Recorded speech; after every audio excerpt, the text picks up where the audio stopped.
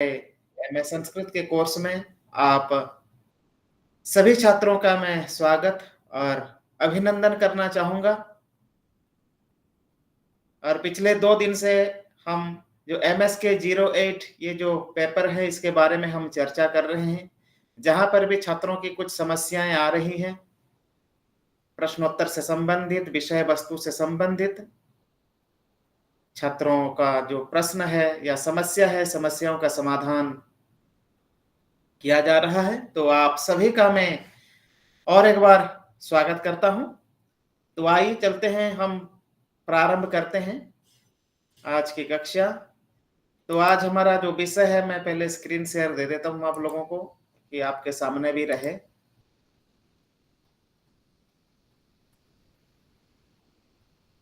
दिख रहा है ना अभी स्क्रीन शेयर आपके स्क्रीन पर? हरिओम।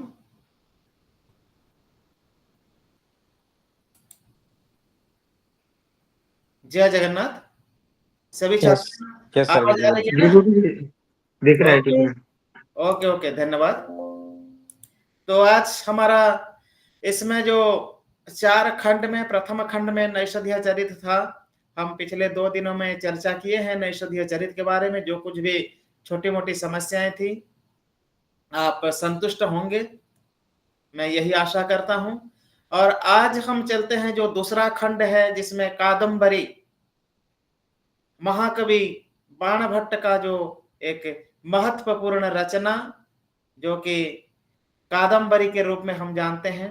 वैसे तो और भी अनेक कई सारे रचनाएं हैं, लेकिन जो कादम्बरी जो गद्य काव्य है, यह काव्य महाकवि बाणभट्ट को और भी प्रसिद्ध बनाता है काव्य जगत में, काव्य संसार में। तो आइए हम इसके बारे में चर्चा करते हैं। तो पहले जान लेते हैं, इसमें पहले 5 इकाई 5 यूनिट हम पढ़ लिए हैं। 5 यूनिट जो नैषधीय चरित के बारे में, और इसमें जो 6 से 10 नंबर तक का जो यूनिट है, इसमें हम पढ़ेंगे कादम्बरी महाकवि बाणभट्ट का। और इसमें कादम्बरी में तो बहुत सारे वृत्तांत हैं, लेकिन हमारा आज यहाँ पर जो हमारे सिलेबस में है, जो कोर्स में विषय वस्तु, वह है महाश्वेता वृत्तांत।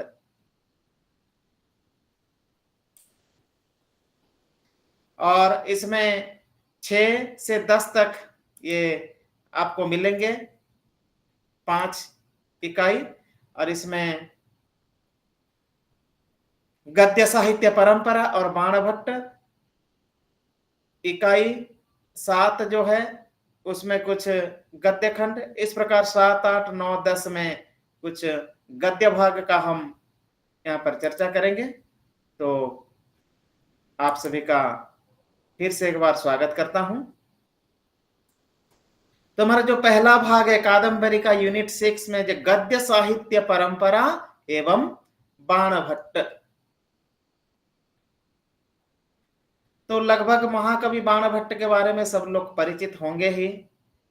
यहाँ पर इस हमारा जो इग्नो के द्वारा जो संचालित जो पाठ्यक्रम या जो पाठ्य पुस्तक है, इसमें कुछ उद्देश्य, प्रस्तावना, गद्य साहित्य परंपरा एवं बाणभट्ट, और पहली जो यूनिट है, इस यूनिट का सारांश और कुछ उपयोगी पुस्तकों के साथ साथ कुछ अभ्यास प्रश्न इसमें दिए हुए हैं, जिसके बारे में हम अभी जानकारी प्राप्त करेंगे।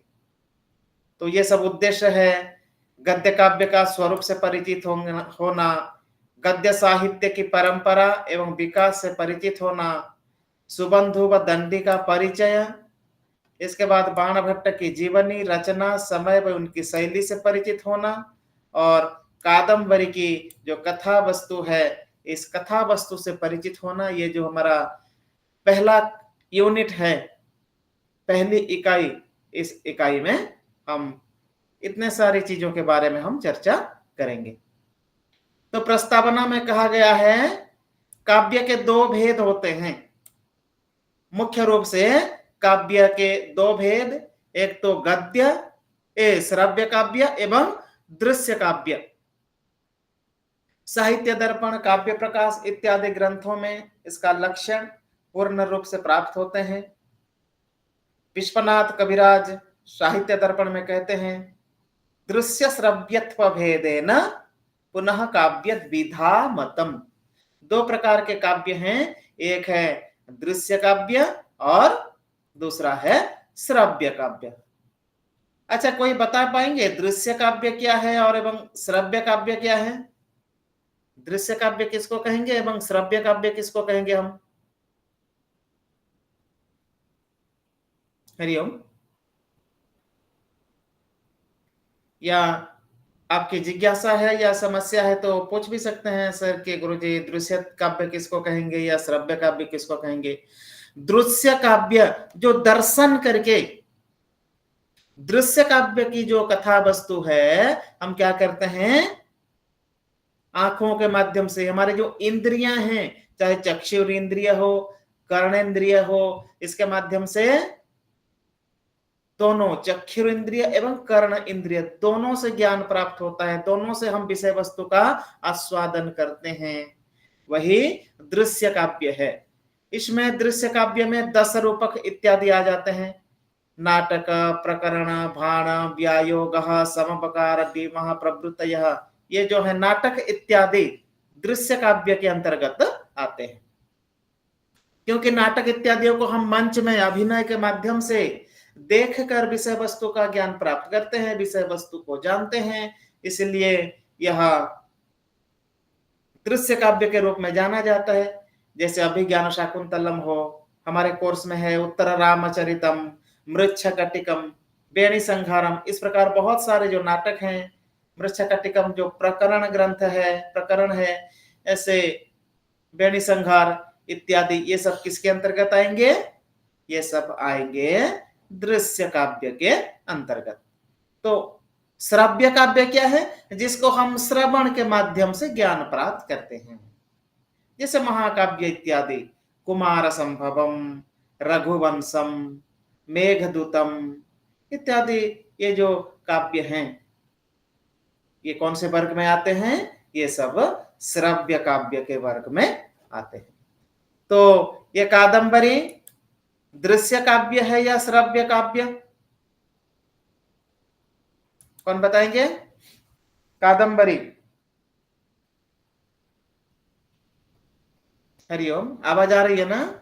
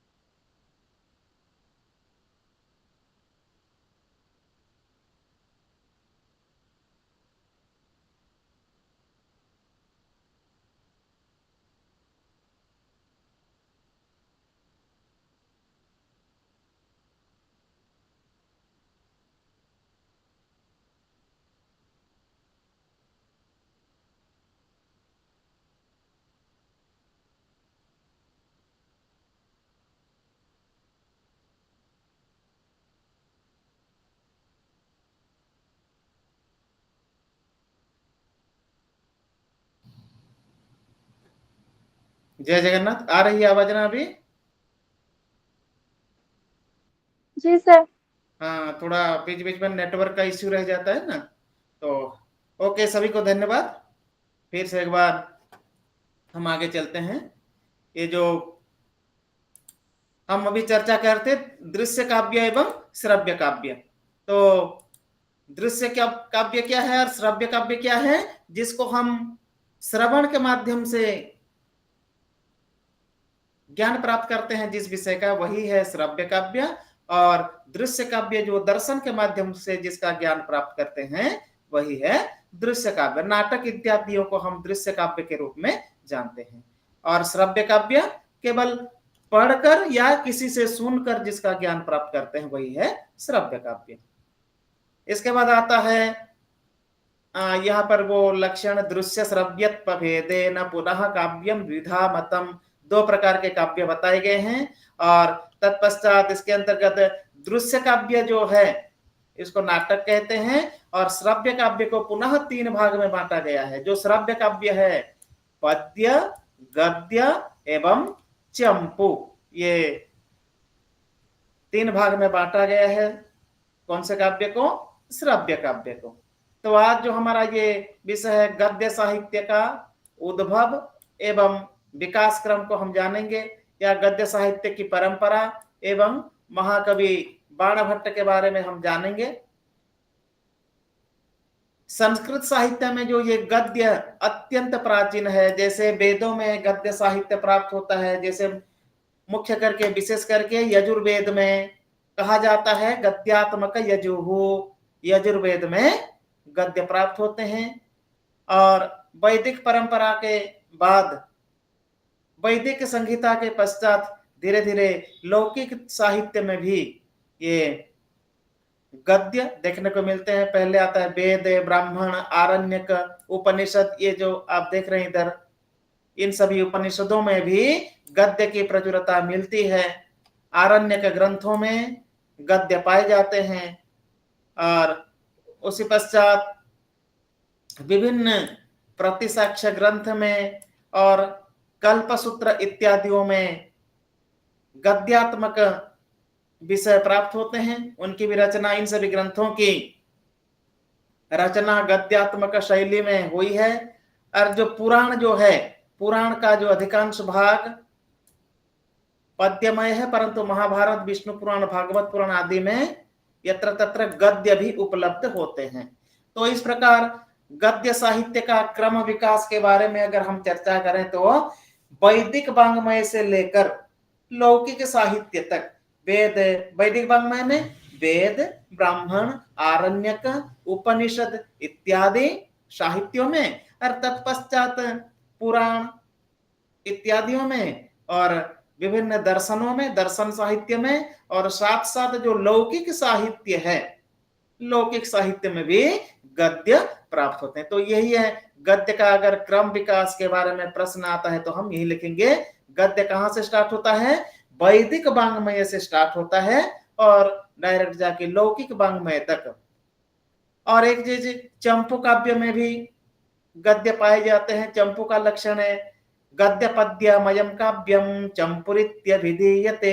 हम पढ़ेंगे आगे नल चंपू। तो जो चंपू काव्य है उसमें गद्य एवं पद्य दोनों ही प्राप्त होते हैं। और जो शास्त्रीय गद्य है वो किसमें मिलते हैं? वैदिक सूत्र ग्रंथों में, वैदिक परंपरा में, अभी जैसे मैंने बताया षड दर्शनों में, सांख्य, योग, न्याय, वैशेषिक, मीमांसा, वेदांत इत्यादि ग्रंथों में सूत्र शैली में, सूत्र के आधार पर, सूत्र के रूप में गद्य साहित्य प्राप्त होते हैं। तत्पश्चात वैदिक साहित्य के अनंतर पाणिनि का आविर्भाव होता है और अष्टादश ग्रंथ में भी गद्य प्रचुर मात्रा में मिलने लगते हैं।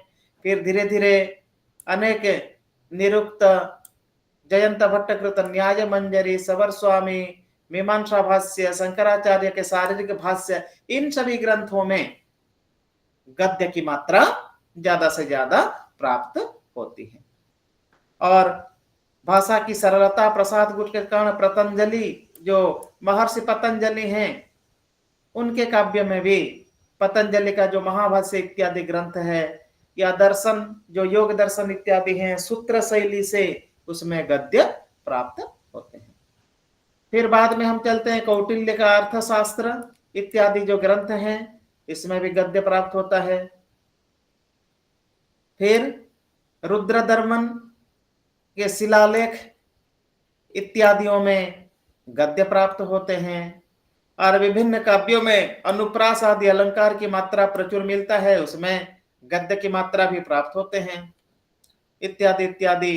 ये जो है गद्य साहित्य की परंपरा। ये जो शास्त्रीय गद्य पहले बताया, शास्त्रीय गद्य किसमें?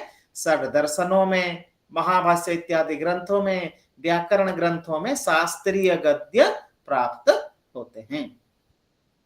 और जो हमारा साहित्यिक गद्य है लौकिक गद्य आख्यान आख्यायिके इतिहास पुराणेभ्यश्च कथा काव्यम कथा कथानिका आख्यायिका इतिहास पुराण इन सभी ग्रंथों में भी गद्य प्रचुर मात्रा में मिलते हैं। बाणभट्ट की जो हर्षचरित जो आख्यायिका है वो गद्य शैली से बिल्कुल गद्यात्मक है। बृहत कथा हो, बृहत कथा मंजरी हो, सुबंधु की वासवदत्ता हो, इन सभी ग्रंथों में गद्य साहित्य प्राप्त होते हैं। तत्पश्चात चलते हैं आचार्य दंडी। संस्कृत गद्य कवियों में दंडी अपनी सरल मधुर शैली से प्रसिद्ध हैं, परिचित हैं। जैसे हम कल में पढ़ा था नैषधे पदलालित्यम, उसी प्रकार जो महाकवि दंडी हैं आचार्य दंडी, दंडी नह पदलालित्यम ये भी कहा जाता है। दंडी की रचना एक तो काव्यादर्श के आधार पर सिंहली भाषा की रचना, वो सिंहली भाषा में काव्यादर्श की रचना जो संस्कृत भाषा से संबंधित है और सिंहली भाषा से भी रचना हुई है। और विशेष करके दश कुमार चरितम, आगे हम यहाँ पर देखेंगे। हाँ, दंडी की 3 रचनाएं, 10 कुमार चरित, अवंती सुंदरी कथा एवं काव्यादर्श, ये जो 3 महान ग्रंथ हैं महाकवि दंडी के, आचार्य दंडी के, बिल्कुल गद्य शैली से ही यह ग्रंथों की रचना की गई है। और जो 10 कुमार चरित में है उसमें पूर्व पीठिका में 5 उच्छ्वास है और मूल कथा जो जिसमें 8 उच्छ्वास, इस प्रकार वर्णन प्राप्त होते हैं बिल्कुल गद्य की। और आगे हम चलें तो यहाँ पर अगर समीक्षात्मक दृष्टि से देखें तो 10 कुमार चरित कथाओं में ये रूढ़ियों का प्रयोग हुआ है और सुबंधु की जो वासवदत्ता है उसी प्रकार राजकुमारों का चरित्र वर्णन है। 10 कुमार चरित्र बिल्कुल गद्यात्मक शैली से। अगर वो दंडी के बारे में देखें तो रस की दृष्टि से 10 कुमार चरित्र जो गद्य काव्य है इसमें अद्भुत रस प्राप्त होते हैं, ज्यादा से ज्यादा श्रृंगार रस की अभिव्यक्ति उसमें होती है। चरित्र चित्रण की दृष्टि से दंडी को पर्याप्त सफलता मिलती है। उसमें अनेक दंडी की जो अवंती सुंदरी कथा है उसमें जो अवंती राज्य की जो राजकुमारी है, राजकुमारी के बारे में वर्णन करते हैं गद्यात्मक शैली से। 10 कुमार चरित्र में विभिन्न कुमारों का सौंदर्य वीरत्व का वर्णन करते हैं। तो इस प्रकार रस की और भाषा शैली, यहाँ पर भाषा शैली भी अगर हम देखते हैं तो सरल तथा प्रसाद गुण से युक्त, जैसे पंचतंत्र की गद्य शैली उसी प्रकार दंडी के गद्य शैली अत्यंत प्रसाद गुण माधुर्य गुण से युक्त है जो दंडी की जो शैली है। इसीलिए कहा जाता है दंडी नहा पदलालित्यम। अलंकार प्रयोग की दृष्टि से दंडी ने अलंकार का भी समुचित प्रयोग किया। भाषा अत्यंत सरल, इस प्रकार। इसके बाद आते हैं आचार्य सुबंधु, महाकवि सुबंधु, उनकी जीवनी। इस प्रकार सुबंधु की जीवनी की अभी अनिश्चय के घर में पड़ी है। वो उन्होंने अपनी जीवनी के बारे में अपने काव्यों में कहीं पर भी विस्तार रूप से नहीं बताया है सुबंधु ने। इनकी जो कथा वासवदत्ता सुबंधु की जो अत्यंत महत्वपूर्ण गद्य काव्य है, उसमें भी गद्य शैली प्राप्त होते हैं। और काल निर्धारण करें तो सुबंधु का समय प्रायः 600 ईस्वी के आसपास माना जाता है, और बाणभट्ट का जो समय है ईस्वी 650। तो लगभग ये सुबंधु और बाणभट्ट लगभग समसामयिक कवि हैं। इस प्रकार के वर्णन और शुभेंदु के इस प्रकार रचना और वर्ण विषय कथा, राजा चिंतामणि के पुत्र कंदर्प केतु ने अनेक अचिंत्य अवर्णनीय, इस प्रकार अनेक वर्णन वासवदत्ता में प्राप्त होते हैं। एक सुंदरी वासवदत्ता की कहानी, ये जो वासवदत्ता जो काव्य है उसमें प्राप्त होते हैं वर्णन।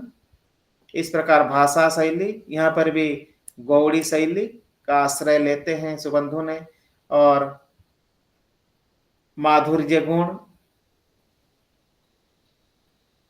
प्रसाद गुणों का वर्णन, भाषा शैली अत्यंत सुंदर, समासों का प्रचुर प्रयोग, अनेक काव्य सौंदर्य, श्रृंगार का अत्यंत सुंदर तरीके से चित्रण किया है सुबंधु ने। श्रृंगार रस के वर्णन में और शैली भी अत्यंत रोचक तरीके से वर्णन करते हैं सुबंधु। तो यही है भाषा शैली। और अब चलते हैं संस्कृत के श्रेष्ठ गद्य कवि बाण। तो गद्य काव्य का इतिहास, गद्य का उद्भव, विकास वैदिक संहिता से लेकर लौकिक संहिता तक, और दर्शन शास्त्र जैसे षड दर्शनों में, तत्पश्चात पुराण इतिहास इत्यादि, और धीरे धीरे सुबंधु की जो वासवदत्ता, दंडी के 10 कुमार चरितम, अवंती सुंदरी कथा, काव्यादर्श, इन सभी ग्रंथ सभी हैं जो गद्य शैली में रचित हुए हैं। अब हम जानते हैं आज का हमारा जो मुख्य विषय है, महाकवि बाणभट्ट तथा उनकी कादंबरी।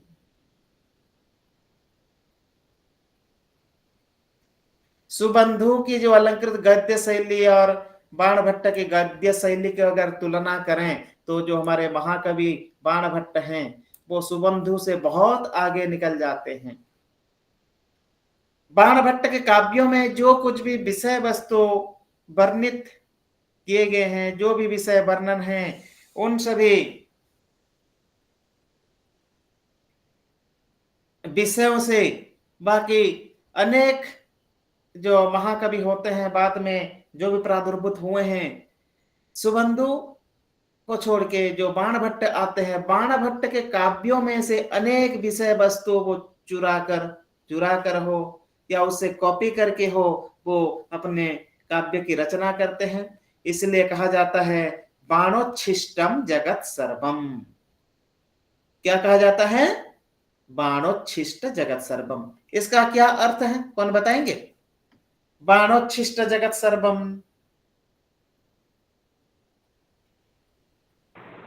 सर ये जो जगत है ना, वो बाण के जो उच्छिष्ट है उसको उड़िया में ऐंठा कहते हैं, लेकिन हिंदी में क्या कहते हैं पता नहीं, वही अर्थ है।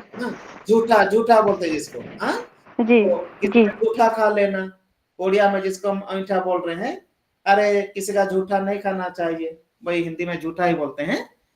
ठीक है, तो ये जो बाणोच्छिष्ट जगत सर्वम, इसका क्या तात्पर्य है? बाणोच्छिष्ट जगत सर्वम, महाकवि बाणभट्ट जो कुछ भी रचनाएं किए हैं, परवर्ती काल में जो महाकवि इत्यादि आते हैं, वो सब महाकवि क्या करते हैं, जो बाणभट्ट के काव्य से विषय वस्तु चुरा के ले लेते हैं या कॉपी करके ले लेते हैं और अपने काव्य कविताओं की रचना करते हैं। ऐसा कुछ भी विषय वस्तु नहीं है जो कि महाकवि बाणभट्ट के काव्य में नहीं मिलते हैं।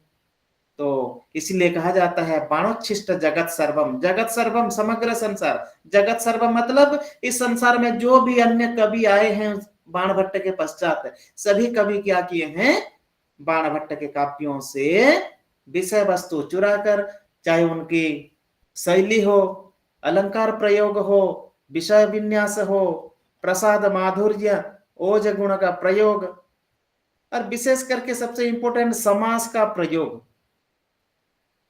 आप शायद बाणभट्ट का जो पुस्तक पढ़े हैं या नहीं पढ़े हैं, वो मुझे ध्यान में पढ़े होंगे। उनका एक सेंटेंस 8 पेज 10 पेज तक चलता रहता है, मतलब पूर्णछेद पूर्ण विराम नहीं आता है इतना जल्दी। पता है ना आप लोगों को? हरिओम। जी सर।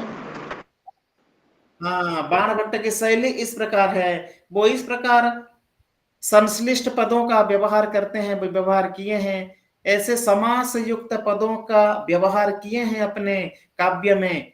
एक एक सेंटेंस 8 पेज 10 पेज तक चलते रहते हैं, वो समाप्त नहीं होता वो सेंटेंस।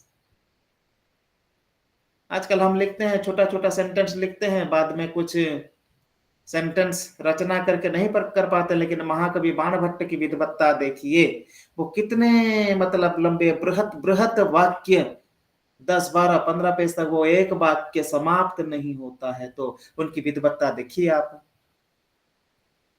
इसलिए कहा जाता है जो गद्य का गद्यम कवीनाम निकषम वदन्ति, सुने हैं ना? गद्यम कवीनाम निकषम वदन्ति, सुने हैं ये? जी सर। क्या अर्थ है इसका? इसका अर्थ है सर, इसका गद्य को कवियों की कसौटी कहा जाता है। Very good very good. कवियों की कसौटी, कवियों को परखने की जो कसौटी है वो गद्य है। पद्य तो हर कोई रचना कर लेता है, लेकिन गद्यों की रचना करना और भी बहुत कठिन हो जाता है। जैसे सोना होता है, सोना को परखने के लिए, सोना गोल्ड, आजकल सोना का रेट बहुत बढ़ गया है। 22 ग्राम का जो कैरेट का जो है सोना अब 90,000 प्लस है 10 ग्राम का। तो उसी प्रकार उसी सोना को परखने के लिए पत्थर की आवश्यकता है, कसौटी पत्थर जिसको उड़िया में कहते हैं। तो उसी प्रकार एक कसौटी है क्या? गद्य एक प्रकार एक ऐसा पत्थर है जिसमें घिसने के बाद कवियों की कवित्व की पराकाष्ठा जो है उसका ज्ञान होता है। तो गद्यम कवि नाम निकषम वदन्ति, गद्य से ही कवियों का जो कवित्व है, जो कवित्व शक्ति है, इस कवित्व शक्ति का पता चलता है। तो गद्यम कवि नाम निकषम वदन्ति बाणोच्छिष्टम जगत सर्वम, में से बहुत सारी सूक्तियां हैं जो कि महाकवि बाणभट्ट के प्रसिद्धि को और भी समग्र विश्व भर में, समग्र काव्य संसार में प्रसारित करते हैं ये सब। तो आइए जानते हैं महाकवि बाणभट्ट का जीवन एवं समय। बाण ने अपनी रचनाओं में अपने विषय के बारे में पर्याप्त सूचनाएं दी हैं, वो अपनी सूचनाएं दे देते हैं। बाणभट्ट किनके राज दरबार में थे कवि? हर्षवर्धन। बस बहुत अच्छा। हाँ, राजा हर्षवर्धन के राजसभा में बाणभट्ट सभा कवि थे, इसलिए उन्होंने लिखा था हर्षचरित। राजा जो हर्षवर्धन के चरित्र को आधार करके काव्य लिखा था, हर्षचरित आख्यायिका जो है, उसमें हर्षवर्धन राजा के व्यक्तित्व कृतित्व चरित्र, जैसे कल हमें नैषधीय चरितम पढ़ा, उसमें निषद देश के राजा नल का वृत्तांत गुणगान किया गया है। उसी प्रकार जो हर्षचरित जो काव्य है उसमें राजा हर्षवर्धन का गुणगान व्यक्तित्व चरित्र का वर्णन उसमें किए हैं। तो उसमें वो सूचना दिए हैं, 6ठ शताब्दी है इनका समय। और इसी प्रकार कादंबरी के आरंभ में पद्य में अपने वंश का परिचय देते हैं, ठीक है। और शैशवावस्था में जो बाणभट्ट अत्यंत छोटे थे, उनका माता का देहांत हो जाता है, और वो जो 14 वर्ष की आयु में उनकी अवस्था में उनके पिता का भी निधन हो जाता है। और युवावस्था वो अनुशासन के बंधन से मुक्त होकर स्वतंत्र रूप से इधर उधर घूमने लगे, और बाद में अत्यंत साधना करते हुए उन्होंने कवित्व शक्ति को प्राप्त किया। और ठीक है, बाणभट्ट सम्राट हर्षवर्धन के समकालीन थे, जैसे आप लोगों ने अभी बताया। राजा हर्षवर्धन की सभा में सभा कवि थे। हर्षवर्धन का समय 606 से 648 तक का शासन किया था। तो बाणभट्ट का समय वो 7वीं शताब्दी, मैंने षष्ठ शताब्दी बोल दिया, वो षष्ठ शताब्दी का पूर्वार्ध, ठीक, वो 7वीं शताब्दी का जो पूर्वार्ध था, 7वीं शताब्दी उनका समय है।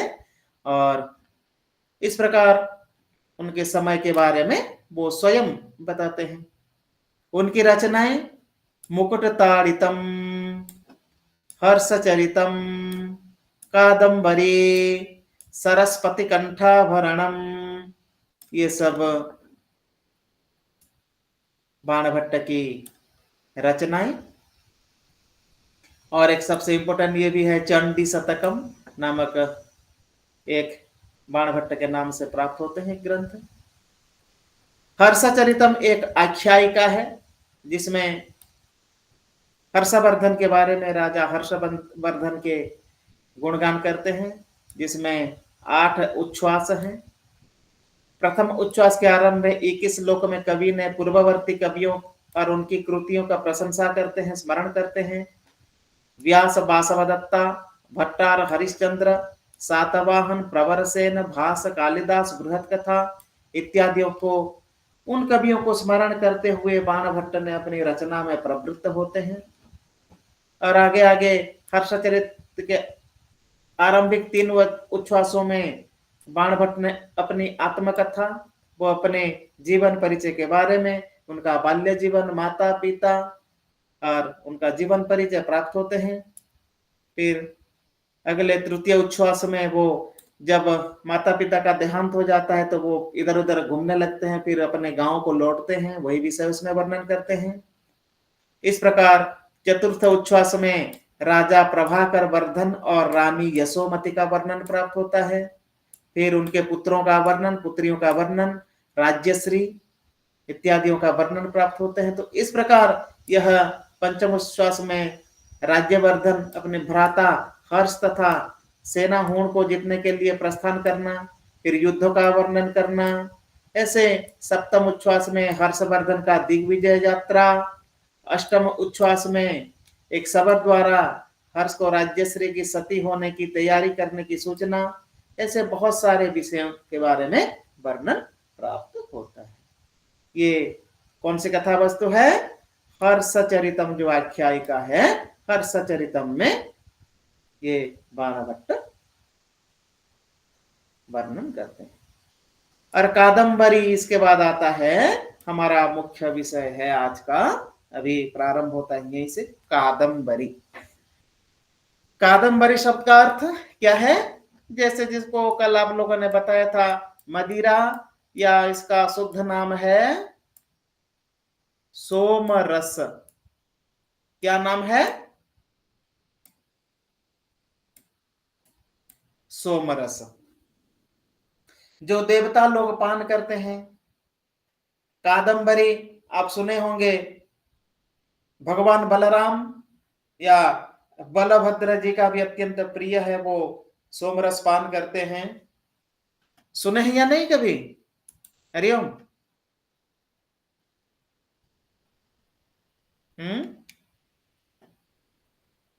भगवान बलभद्र जी या बलराम, सोमरस उनको अत्यंत प्रिय है, ठीक है, जिसको हम कादम्बरी करके जानते हैं। तो बाणभट्ट की प्रख्यात रचना है। और कादम्बरी के 2 भाग, एक पूर्व भाग और एक उत्तर भाग। और जो पूर्व भाग की रचना बाणभट्ट स्वयं किए हैं और बाद में किसी कारणवशात उनकी मृत्यु हो जाती है। और उत्तर भाग की रचना बाणभट्ट के मृत्यु के पश्चात उनके पुत्र भूषण भट्ट ने की है। ठीक, यह है बाणभट्ट की कादम्बरी। और कादम्बरी का जो मंगलाचरण है, उसमें रजोजुषे जन्मनि सत्ववृत्ते, इस प्रकार मंगलाचरण करके बाणभट्ट ने त्रयीमयाय त्रिगुणात्मने नमः, भगवान विष्णु ये ब्रह्मा, विष्णु एवं महेश्वर, ये जो तीन जो हमारे देवता हैं प्रमुख, ब्रह्मा, विष्णु, महेश्वर, सृष्टिकर्ता, पालनकर्ता एवं संहारकर्ता, ये तीनों का जो संयुक्त स्वरूप को वर्णन करते हैं, नमस्कार करते हैं। त्रयीमयाय त्रिगुणात्मने नमः। तो मंगलाचरण तीन प्रकार के, वस्तु निर्देशात्मक, आशीर्वादात्मक एवं नमस्कारात्मक। तो इसमें कौन सा मंगलाचरण है, बता सकते हैं कोई? बताइए। हरिओम।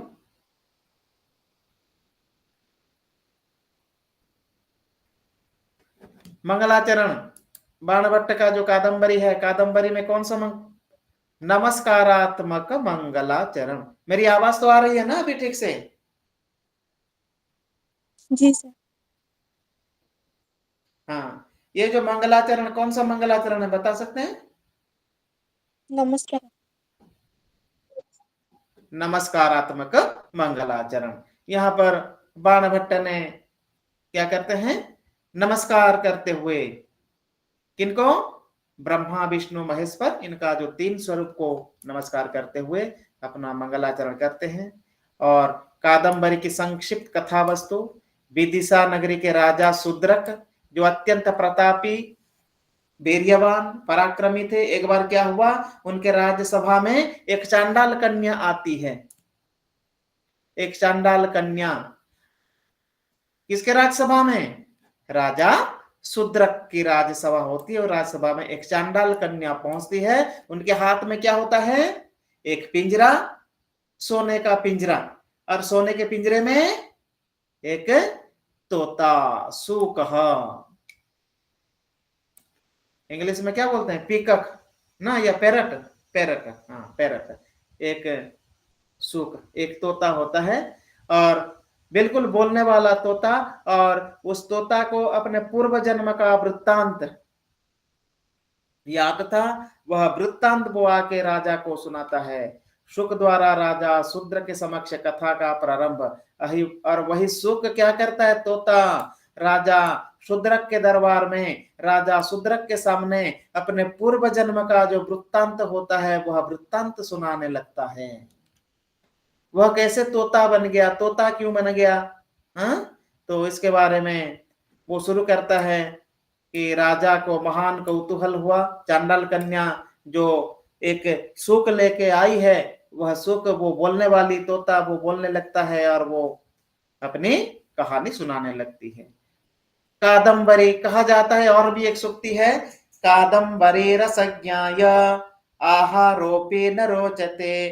कादंबरी जो रस है, इस रस को पान करने के पश्चात कुछ भोजन ग्रहण करने को भी इच्छा नहीं होगी।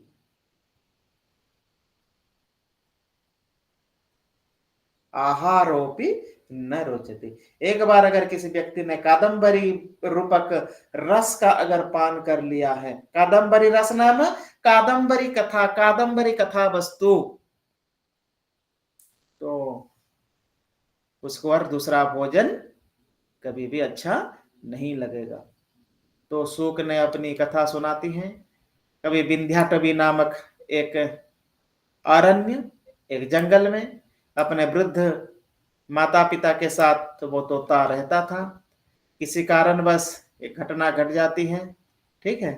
वो ऋषि के मारहारित इत्यादियों का वर्णन, महर्षि जावाली आश्रम का वर्णन, पंपा सरोवर वर्णन, ऐसे बहुत, ठीक है, विषयों का वर्णन है कादंबरी में। जावाली द्वारा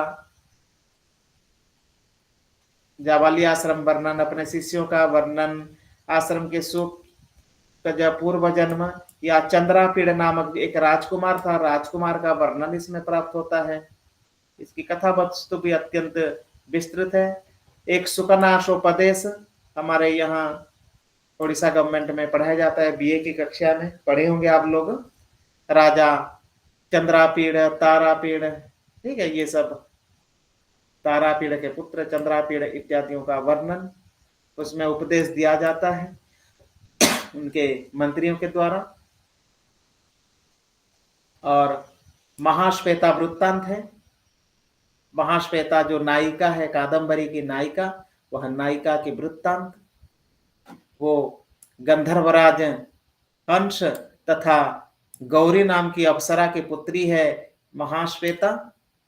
ठीक है, ये सब प्रश्न आएंगे। महाश्वेता वर्णन, महाश्वेता कौन थी, चंद्रापीड़ तारापीड़ कौन थे, उनका क्या वृत्तांत, और इसी प्रकार ऋषि कुमारों का वर्णन, ऐसे महाश्वेता और पुंडरीक इत्यादियों का वर्णन इसमें प्राप्त होता है। तो यही है। और फिर कादंबरी की कथा, रात्रि में विश्राम के समय महाश्वेता ने चंद्रापीड़ा से अपनी सखी कादंबरी के विषय में बताया कि कादंबरी गंधर्वराज चित्ररथ की पुत्री है।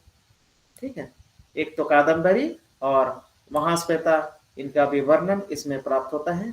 तो हमारा जो ये विषय है, ये तो बहुत लंबी कहानी है, ऐसे एक या 2 दिन में इसको जानना या 1 महीने में जानना अनिवार्य नहीं है। इसको पढ़ने के लिए बहुत समय लगेगा। सुक का राजा शूद्रक से अपने विषय में बताना, राजा शूद्रक से वो सुक निवेदन करता है, बताता है। चांडाल कन्या, जब बीच में क्या होता है, सुक बोलते बोलते कदाचित मूर्छित हो जाता है, तो चांडाल कन्या उस कथा को पूर्ण करके कथा को संपूर्ति दिलाता है। और कादंबरी की अगर हम समीक्षा करें तो कादंबरी एक कथा है या कथानक, कवि कल्पित कथा है, जो गुणाढ्य की बृहत कथा के कथानक की कई समानताएं उसमें हैं। जो महाकवि गुणाढ्य जो हैं, गुणाढ्य की एक है बृहत कथा, गुणाढ्य की बृहत कथा, और क्षेमेंद्र के बृहत कथा मंजरी इत्यादि बहुत सारे ग्रंथों में कुछ इनकी समानताएं प्राप्त होती हैं। और चरित्र चित्रण, कादंबरी में चंद्रापीड़, पुंडरिक, कादंबरी, महाश्वेता जैसे इंपोर्टेंट पात्र हैं। फिर महर्षि जावाले, हारित इत्यादि इत्यादि अनेक ऋषि कुमार, फिर गंधर्व लोक का वर्णन है, पृथ्वी का वर्णन है, स्वर्ग का वर्णन, इस प्रकार अनेक विषयों का वर्णन इसमें प्राप्त होता है।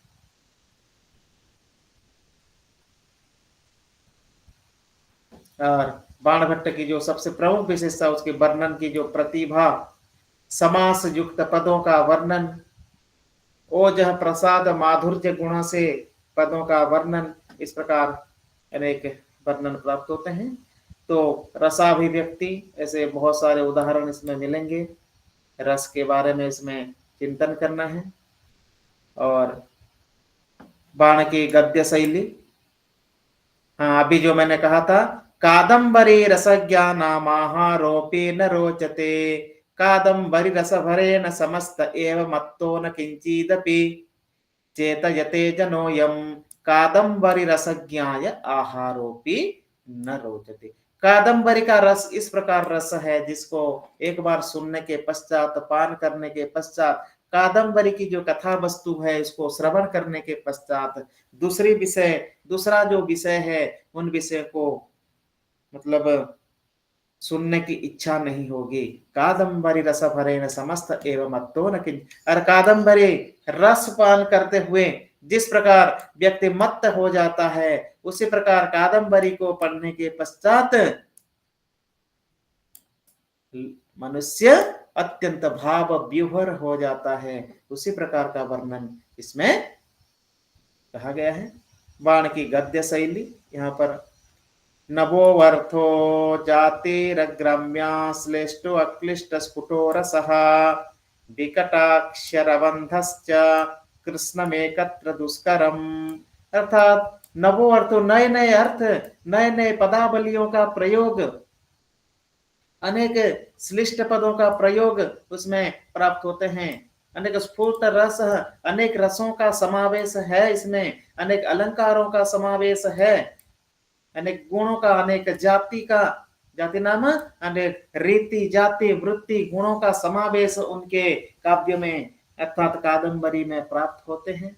यहाँ पर सुंदर स्वभावोक्ति, श्लेष अलंकार, रस अक्षरों की दृढ़ बंधता इसमें प्राप्त होते हैं।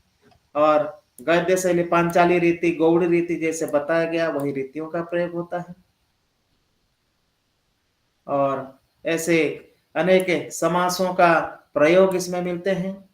विविधता शैली में भी प्राप्त होती है। दीर्घ समास वाली जो भाषा है, जैसे मैंने अभी बताया था, अनेक भाषा अनेक समासों से संबंधित कई प्रकार के समास उनके पदावली में प्राप्त होते हैं। इस प्रकार बाणभट्ट की जो कवित्व है, जो व्यक्तित्व है, जो कृतित्व इस प्रकार समग्र विश्व में प्रसिद्ध है। इसीलिए कहा जाता है बाणोच्छिष्ट जगत सर्वम।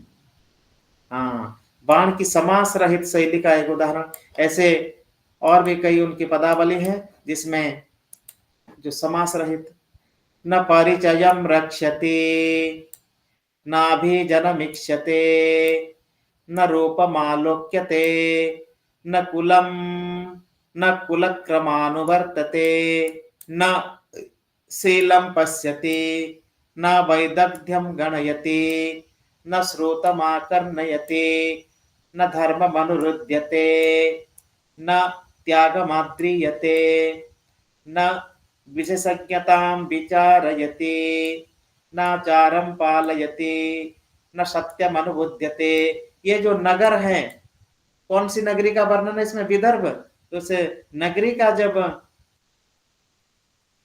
वर्णन, उस नगरी के जो लोग होते हैं उनका जो विशेषता इसमें, इस वाक्य में व इस गद्य खंड में कहा गया है। और उनका अलंकार प्रयोग, काव्य का सौंदर्य अलंकार है।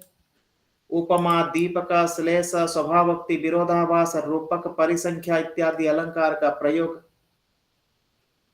और इसके लिए ये उदाहरण भी बहुत इंपॉर्टेंट है, इसको भी याद कर लेना है। जितने भी सारे इसमें कोटेशन आ रहे हैं उसको हमें याद करना है। हरन्तिकं नोज्ज्वल दीपकोपमैर्नभै पदार्थैरुपपादिता कथः, निरन्तर श्लेषघनः सुजातयो महास्रजश्चम्पककूड्मलैरिव। ये उनकी काव्यगत विशेषता को प्रतिपादित करता है यह पद्य। हरन्तिकं नोज्ज्वलो, अर्थात किसको हरण नहीं करता है, किसका मन को हरण नहीं करता है? क्या? उज्ज्वल, दीपक, उपमा, रूपक, उत्प्रेक्षा शब्दों का जो पदार्थ इत्यादियों से समन्वित ये जो कथा है, कादंबरी कथा, जो कौन ऐसा व्यक्ति है जिसका मन को यह हरण नहीं कर लेता है? अर्थात सभी का मन को हरण कर लेता है। निरंतर श्लेष घना सुजातयो, निरंतर श्लेष घना, श्लेष अलंकार से संजुष्ट, संयुक्त, सुजातयो विभिन्न रीति से संयुक्त, महासृजस चंपक कुड्मलैरिव।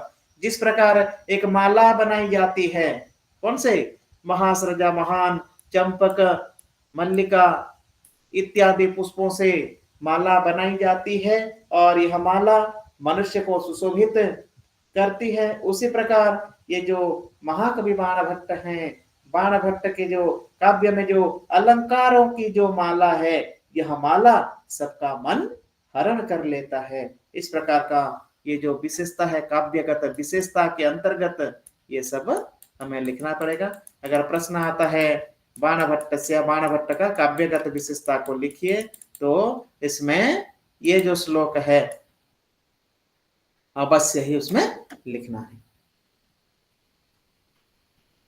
और उपमाएं प्राय श्लिष्ट हैं, जो उपमा अलंकार भी है लेकिन श्लिष्ट पदों से संयुक्त। अप्रत्यय बहुलात दिवसांत कमलमिव, समुपचित मूलदंडकास मंडलमपि मुंचति, भूभुजं लतेव पीटपकानध्यारोहति, गंगेव वसु जनन्यपि, तरंगबुद्बुद चंचला, दिवस कर गतिरिव, प्रकटित विविध संक्रांतिः, पाताल गुहेव तमो बहुला हिडिंबे बभिमसाहसै, कहार्य हृदया प्रावृड इव अचिरद्योतिकारिणी, दृष्ट पिशाचीव दर्शिता नेक पुरुषोच्छाया। इस प्रकार इसमें उपमा अलंकार हैं और श्लेष आधारित उपमा अलंकार इसमें प्रयोग हुआ है। तो इस प्रकार उनकी जो साहित्यिक जो प्रतिभा है, जो काव्यगत विशेषता है, इसमें यह प्रतिपादित किए गए हैं। हाँ, ये भी विरोधाभास अलंकार सततमुष्माणमुपजनन्यन्त्यपि जाड्यम उपजनयति। उष्म होते हुए भी वो शीतलता प्रदान करता है।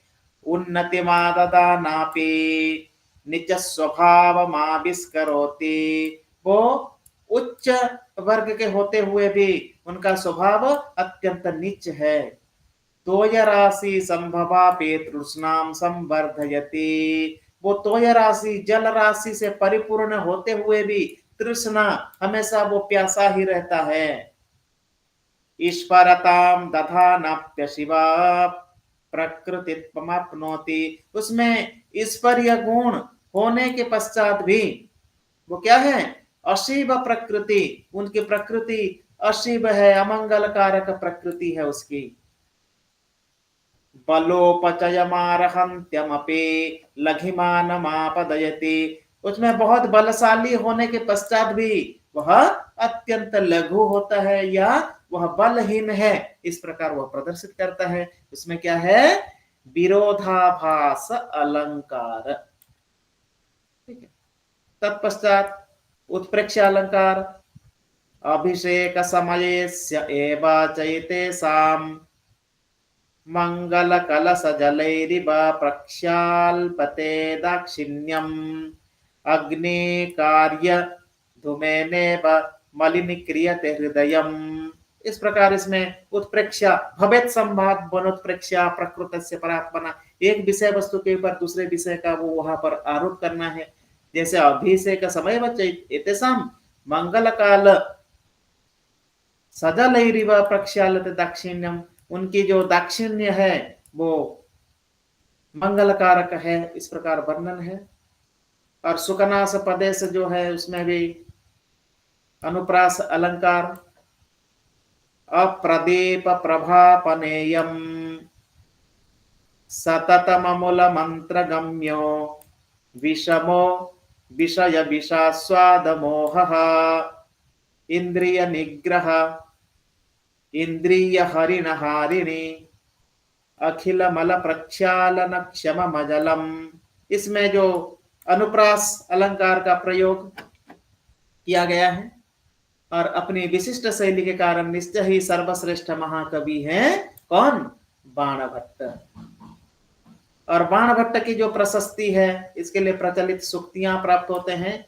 जाता शिखंडिने प्राग्यथा शिखंडे तथावगच्छामि प्रागल्भ्यमधिकमाप्तुं बाणी बाणो बभूवति। बाणी बाणो बभूवति, बाणी बाणो बभूव, इसका क्या अर्थ है बता सकते हैं कोई? हरिओम। रुचिर स्वर वर्ण पदा रस भाववती जगत मनोहरती शाकिम तरुणी नहीं नहीं बाणी बाणस्य मधुर शिलस्य। ये जो गोवर्धनाचार्य कहते हैं, क्या कहते हैं गोवर्धनाचार्य महाकवि बाणभट्ट की प्रशंसा में? बाणी बाणो बभूवति। कोई बताएंगे इसका क्या अर्थ है? बाणी बाणो बभूवति इति।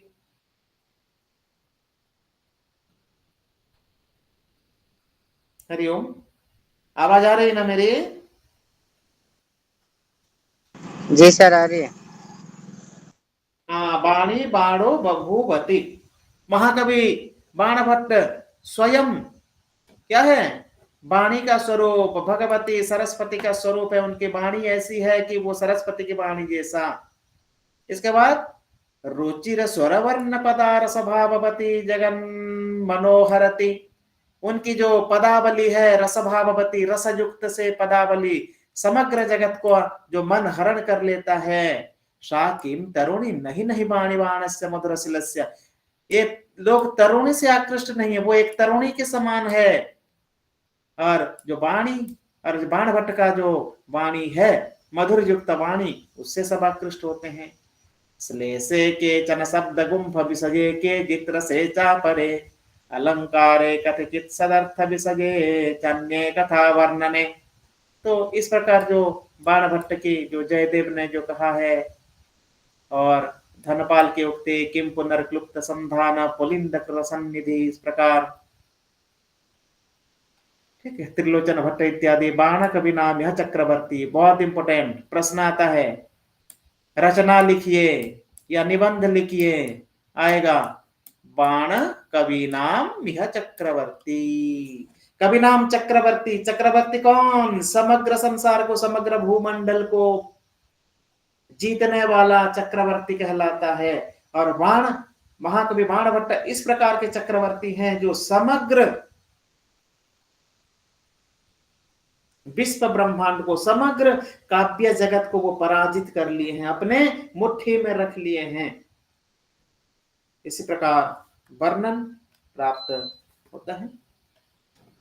तो यही है प्रथम अंश का सारांश, महाश्वेता वृत्तांत। आगे तो अभी पढ़ेंगे। तो इसमें जो महाकवि बाणभट्ट की रचना, उनकी विशेषताएं, कुछ पुस्तकें। हाँ, तो प्रश्न बाण की गद्य शैली पर लेख लीजिए। हाँ, अब आप लोगों को कुछ समय देता हूं, कुछ प्रश्न है, कुछ समस्या है तो पूछ सकते हैं। हरिओम, अपना समस्या उपस्थापित कर सकते हैं, फिर हम आगे चलेंगे अगले यूनिट में।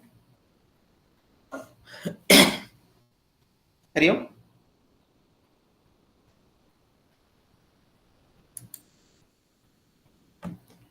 आप कुछ बोलेंगे तब मुझे लगेगा कि हाँ, मैं जो पढ़ा रहा हूँ थोड़ा सही पढ़ा रहा हूँ, और मुझे भी संतुष्टि मिलेगी।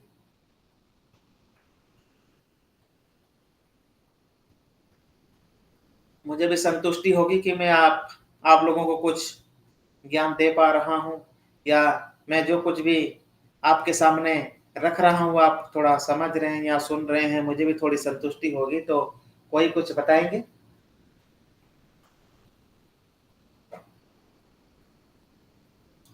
जी गुरु जी, सब कुछ समझ में आ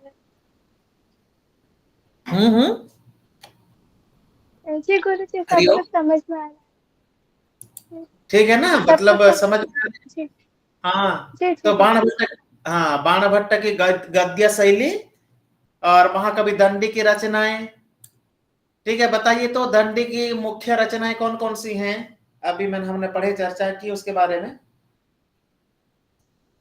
जी गुरु जी, डॉक्टर कुमार चरितम, हाँ, उसके पश्चात दस कुमार चरितम, अवंती सुंदरी कथा एवं काव्यादर्श, ठीक है। ये जो तीन मुख्य रचनाएं हैं दंडी की। तो दस कुमार चरितम में वो 10 कुमारों का वर्णन, ठीक है, और उसमें रानी वसुमती का वर्णन, ऐसे बहुत कुछ वर्णन। अवंती सुंदरी कथा में जो अवंतीपुर की जो राजकुमारी का वर्णन प्राप्त होता है। काव्यादर्श एक अलंकार ग्रंथ है। काव्य आदर्श जैसे काव्य प्रकाश साहित्य दर्पण जैसे ग्रंथ है, जिसमें क्या काव्यों का लक्षण स्वरूप इत्यादि वर्णित हैं। तो ये है 3 ग्रंथ, 3 रचनाएं, आप पढ़ेंगे उसको, ठीक। और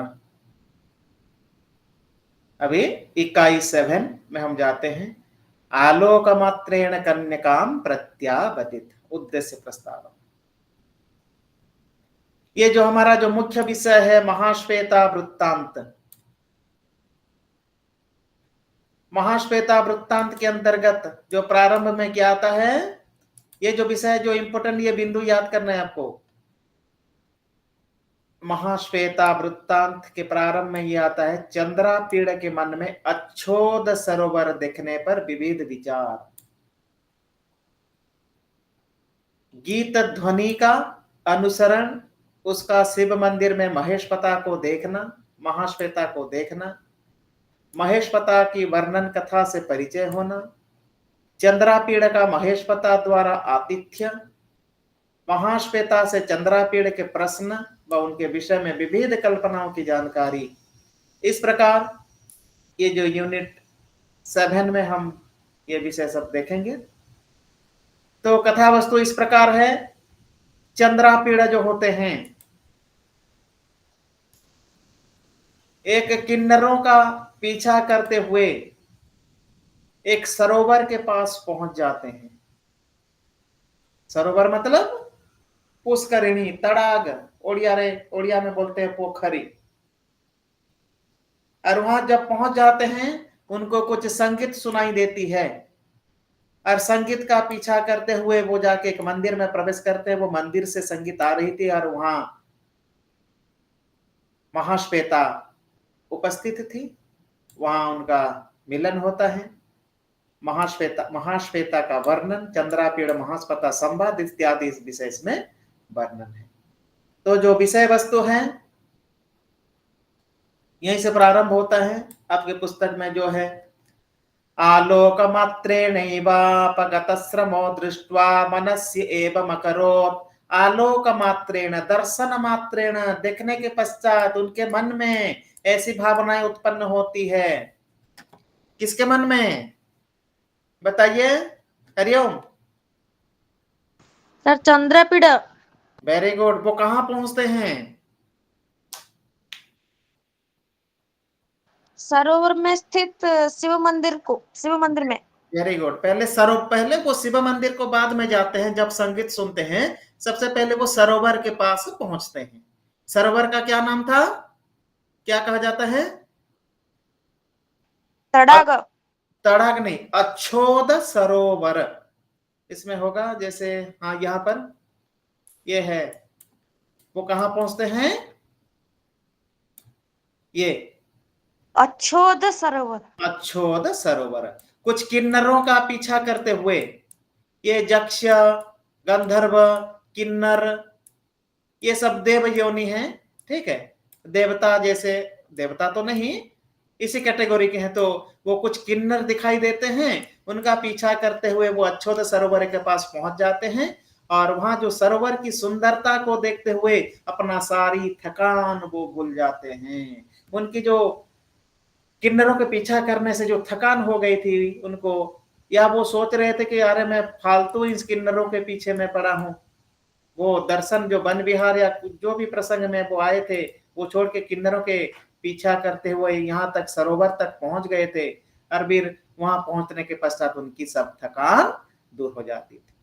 आलोक मात्रेणैव उपागत श्रमो दृष्ट्वा मनस्य अहो निष्फलमपि मे तुरगमुख मिथुनानुसरणम् एतदालोकयतः सरः सफलतामुपागतम् अद्य परिसमाप्तमीक्षणयुगलस्य द्रष्टव्य दर्शन फलम् आलोकितः खलु रमणीयानमन्तः दृष्ट आह्लादनीयानमवधिः वीक्षिता मनोहराणाम् सीमांतलेखा प्रत्यक्षीकृता प्रीति जनानाम परिसमाप्ति। इस प्रकार वर्णन है। वो सरोवर के पास पहुंचने के बाद अत्यंत अपने वो कष्ट को भूल जाते हैं। ये तो इसका हिंदी अनुवाद देख लेते हैं।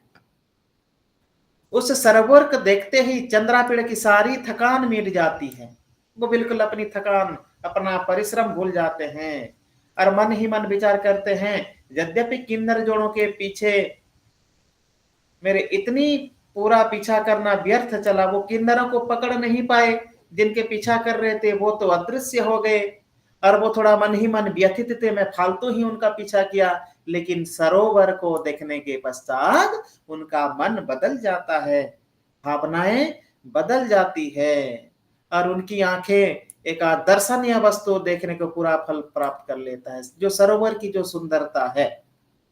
प्रश्न आ सकता है एग्जाम में, अच्छोद सरोवरस्य सौंदर्यम वर्णयत। अच्छोद सरोवर का वर्णन कीजिए, सुंदरता वर्णन कीजिए। और वहां पर रमणीय वस्तु को वो देखते हैं जिससे कि वह अत्यंत आनंदित हो जाती हैं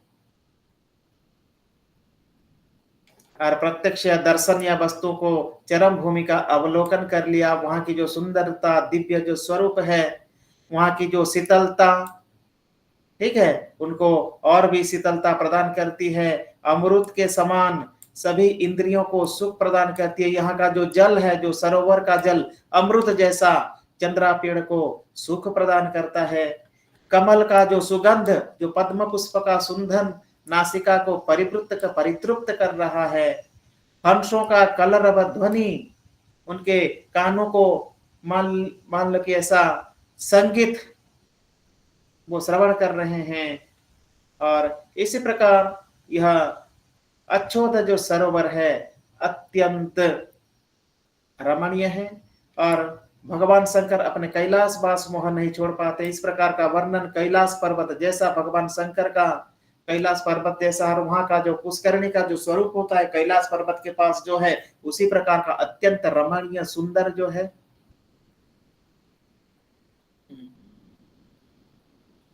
और वो बोलते हैं कि यह अत्यंत दिव्य सरोवर है जो जबकि पृथ्वी को प्रलय बराह शुकर भगवान के तुथन की चपेटों से भयभीत होकर उस समुद्र के जल में छिपना पड़ा था। ये जो सरोवर है कदाचित समुद्र में विलुप्त हो गया था, छुपाया गया था उस समय, तो यह आके आज हमारे सामने प्रस्तुत है। इस प्रकार का यह जो अत्यंत सुंदर स्वरूप और ये जो कहा गया महाप्रलय के समय प्रलयकालीन जलवृष्टि के अंधकार से दशों दिशाओं को अंधकार मग्न करने वाले प्रलयकालीन बादल निश्चय इस सरोवर को जल बिंदुओं को ले लेकर अभी भुवनों को जलमय कर देते हैं। तो उसी प्रकार ये जो सरोवर की महिमा इसमें वर्णित है। पहले तत्पश्चात एते विचार्यने तस्य शिला सकल कर्कश बालुका प्रय विद्याधरोद्धृता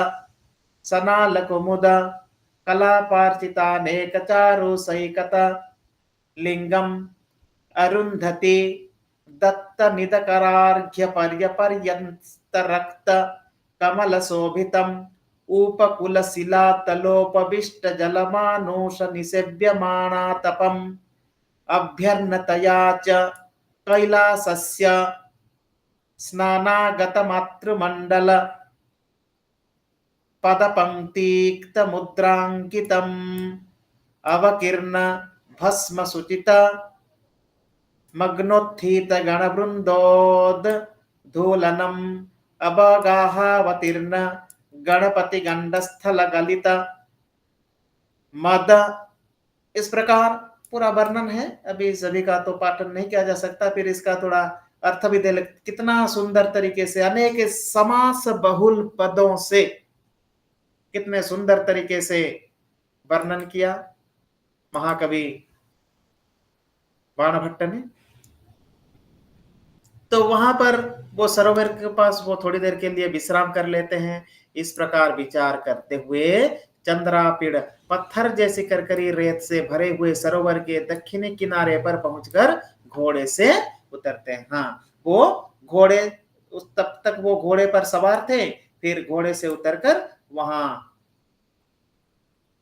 जाकर क्या करते, कुमुद पुष्पों से चढ़ाकर विद्याधरों से पूजित अनेक मनोहर शिवलिंग स्थित थे। वो सरोवर के किनारे अनेक शिवलिंग थे, शिवलिंग बनाए हुए थे। कहीं देवी अरुंधति द्वारा सूर्य को अर्घ्य देते समय जल के साथ गिरे हुए लाल लाल कमल शोभित तथा कोमल पुष्प वहां पर शोभित हो रहे थे। और उसी प्रकार कैलाश के समीप होने से स्नान के लिए आई हुई ब्राह्मी आदि माताओं की पदपंक्ति, वहां जो स्नान करने के लिए वो कैलाश के जो माताएं इत्यादि जो तपस्वी जो स्नान करने के लिए आते हैं उनकी पदपंक्ति भी वहां पर बनी हुई थी, उनके जो पदों का निशान भी वहां पर था। कहीं कहीं भूमि जल क्रीड़ा के लिए आए हुए गणेश जी के कनपटियों से झड़े हुए मद बिंदुओं से सींच उठी थी। और कभी कभी जो हाथी वहां पर जो स्नान के लिए आते थे उसी प्रकार उनके जो जल बिंदु जो गिरते थे उनके छींटों से वहां पर निशान बने हुए थे। भगवती दुर्गा का प्यासा हुआ सिंह कभी आकर वहां पर जो जल का जो पान किया था, जल पान करने के लिए जो सिंह आता है उसके भी उनका निशान पद चिन्ह बना हुआ है। इंद्रायुध से उतरकर उसकी पीठ से वही चीज है, मतलब। और इसी प्रकार चंद्रापीड़ ने उसे जल में उतार दिया जहां उन्हें इच्छा अनुसार जलपान और स्नान किया। चंद्रापीड़ ने भी क्या किया, जाके उस सरोवर में स्नान किया और अमृत समान जल का पान किया और परम तृप्ति प्राप्त कर ली चंद्रापीड़ में भी। तो इसी प्रकार वो सरोवर का वर्णन इसमें प्राप्त होते हैं। ऐसे बहुत सारी चीजें हैं इसमें। अपने करो किरण हाथों से कुमुद पुष्पों का स्पर्श किया, वो पुष्करिणी में जो कुछ भी पुष्प इत्यादि प्रस्फुटित थे उनको चंद्रापीड़ ने स्पर्श किए, स्पर्श वायु का आनंद लिया, बाणों के कामदेव के बाणों के चोटों से विफल समान कमल पत्तों को चपेट की तरह अपनी छाती पर लपेट लिया, वो कमल पुष्पों को अपने हृदय पे लगा लिए चंद्रापीड़ ने। उसी प्रकार और भी बहुत कुछ है इसमें इंपॉर्टेंट जो विषय वस्तु है। और वहां पर उन्होंने विश्राम, क्षण मात्र ही विश्राम किया था कि उन्होंने चंद्रापीड़ ने क्या क्या इतना सभी वहां पर जाके स्नान किया, पानी पिया, सभी पदांकित चिन्हों को देखा, कमल पुष्पों को, विभिन्न पुष्पों का वो सुगंध आस्वादित किया, वहां की शीतलता जो है शीतलता को प्राप्त किया, शीतल वायु से संयुक्त हुआ और थोड़ी देर उन्होंने विश्राम करने को सोचा। तो उस समय क्या हुआ, ध्वनित होती हुई उसको कुछ, जब वो विश्राम करने के लिए तैयार होता है, कौन होते हैं चंद्रापीड़, उस समय क्या होता है, कुछ मधुर ध्वनि, वीणा के झंकार, अमानवीय गति ध्वनि। अमानवीय मतलब कोई दैवी, ऐसा नहीं कि वो वीणा ध्वनि किसी मानव ने वीणा बजा रहा, नहीं, किसी देवता ने, किसी देवी ने वीणा का झंकार प्रस्तुत कर रही हो, इसी प्रकार ऐसी ध्वनि उनको सुनाई देती है। और इंद्रायुध पास काना छोड़, ठीक है। और फिर सुनते ही चंद्रापीड़ के मन में बड़ी उत्कंठा जागृत होती है और वह धीरे धीरे आंख फैलाते हैं, आंखें फैलाते हुए यत्न पूर्वक धीरे धीरे निरंतर उस ध्वनि को सुनते हुए आगे बढ़ते जाते हैं और जाके एक, वो ध्वनि कहां से आ रही है, इस प्रकार सुनते वहां जाकर कहां पहुंचते हैं, एक शिव मंदिर के पास जाके वहां पहुंच जाते हैं। ये गंध महकती भ्रमर के गुंजार से गुंजित हो रही थी, तवाल वृक्ष के नीलिमा से दिख मंदिर का, वो जिस मार्ग में जाते थे वही मार्ग का वर्णन इसमें है। सरोवर के पश्चिम किनारे वनस्पतियों से होता हुआ चल पड़ा, वो सरोवर का पश्चिम दिशा से जिधर से वो ध्वनि आ रही थी, इस प्रकार काम देते हुए वो धीरे धीरे आगे चलने लगे। कौन, चंद्रापीड़। इसके बाद क्रमेण च सम्मुखागते अच्छा निर्क्षर जल कण जाल जनित जडिमभि जर्जरित भुर्ज बलकलै धुर्जटे वृषभरोन्मथ बिन्दुबाहिभिः षण्मुख शिखण्डि शिखाचुम्बिभिः अंबिका कर्णपुरपल्लो पल्लवोल्लासन दुर्ललितै उत्तर कुरुकामिनी कर्णोत्पल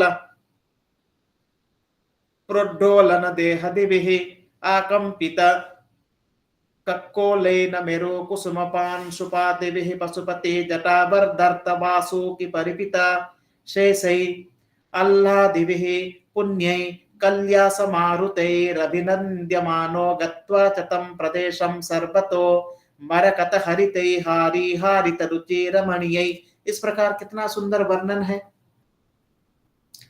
आज आप लोगों को थोड़ा टास्क दूंगा, कल थोड़ा पढ़ के सुनाएंगे, मुझे सुना पाएंगे? हरिओम, आवाज आ रही ना मेरी? जी सर। कोई पढ़ पाएंगे? ये अभ्यास करने से होता है ना। ये जो आजकल बच्चों का एक आदत बन गया है, वो क्या करते हैं, वो यूट्यूब से देख के पढ़ लेंगे या वो किताब रखकर मौन वाचन करते हैं। मौन वाचन मतलब जो मुंह से उच्चारण नहीं करते हैं, तो इससे पढ़ने का अभ्यास नहीं बन पाता है। और आज तो मोबाइल का जमाना हो गया है, तो सब कुछ हमारे हाथ मोबाइल में सब कुछ मिल जाता है, चाहे यूट्यूब से हो या कोई गूगल लेख के माध्यम से हो, तो पढ़ने की आदत नहीं है। तो आप सब लोगों से थोड़ा निवेदन है कि आप थोड़ा इस प्रकार अभ्यास करेंगे, थोड़ा पारायण करके, तो पढ़ने में भी अच्छा लगेगा ये संस्कृत वाङ्मय में जितने सारे भी ग्रंथ हैं, इन ग्रंथों को काव्य, महाकाव्य, चंपू जो भी हो, नाटक हो, उनको पढ़ने के पश्चात मन में एक अद्भुत आनंद की प्राप्ति होती है। जो कहा जाता है सा विद्या या नियुक्त ये, पहले था सा विद्या या विमुक्त ये, ऐसा नहीं। आजकल हम सिर्फ नियुक्ति के लिए पढ़ते हैं, लेकिन अपने मन को थोड़ा बहलाने के लिए, कविता का, काव्य का जो वास्तविक जो आनंद है उसको प्राप्त करने के लिए हमें थोड़ा उच्चारण करके पढ़ना होगा, स्वाध्याय करना होगा। ऐसे बहुत सारे, देखिए कितना सुंदर वर्णन, कैसे पदावलियों का वर्णन इसमें है। पढ़ने में एक अद्भुत आनंद प्राप्त होता है। तो हम उच्चारण करके पढ़ेंगे तो हम अर्थ भी हमें पता चलेगा, और मौन वाचन करेंगे तो थोड़ा अर्थ जानने में भी कष्ट होता है।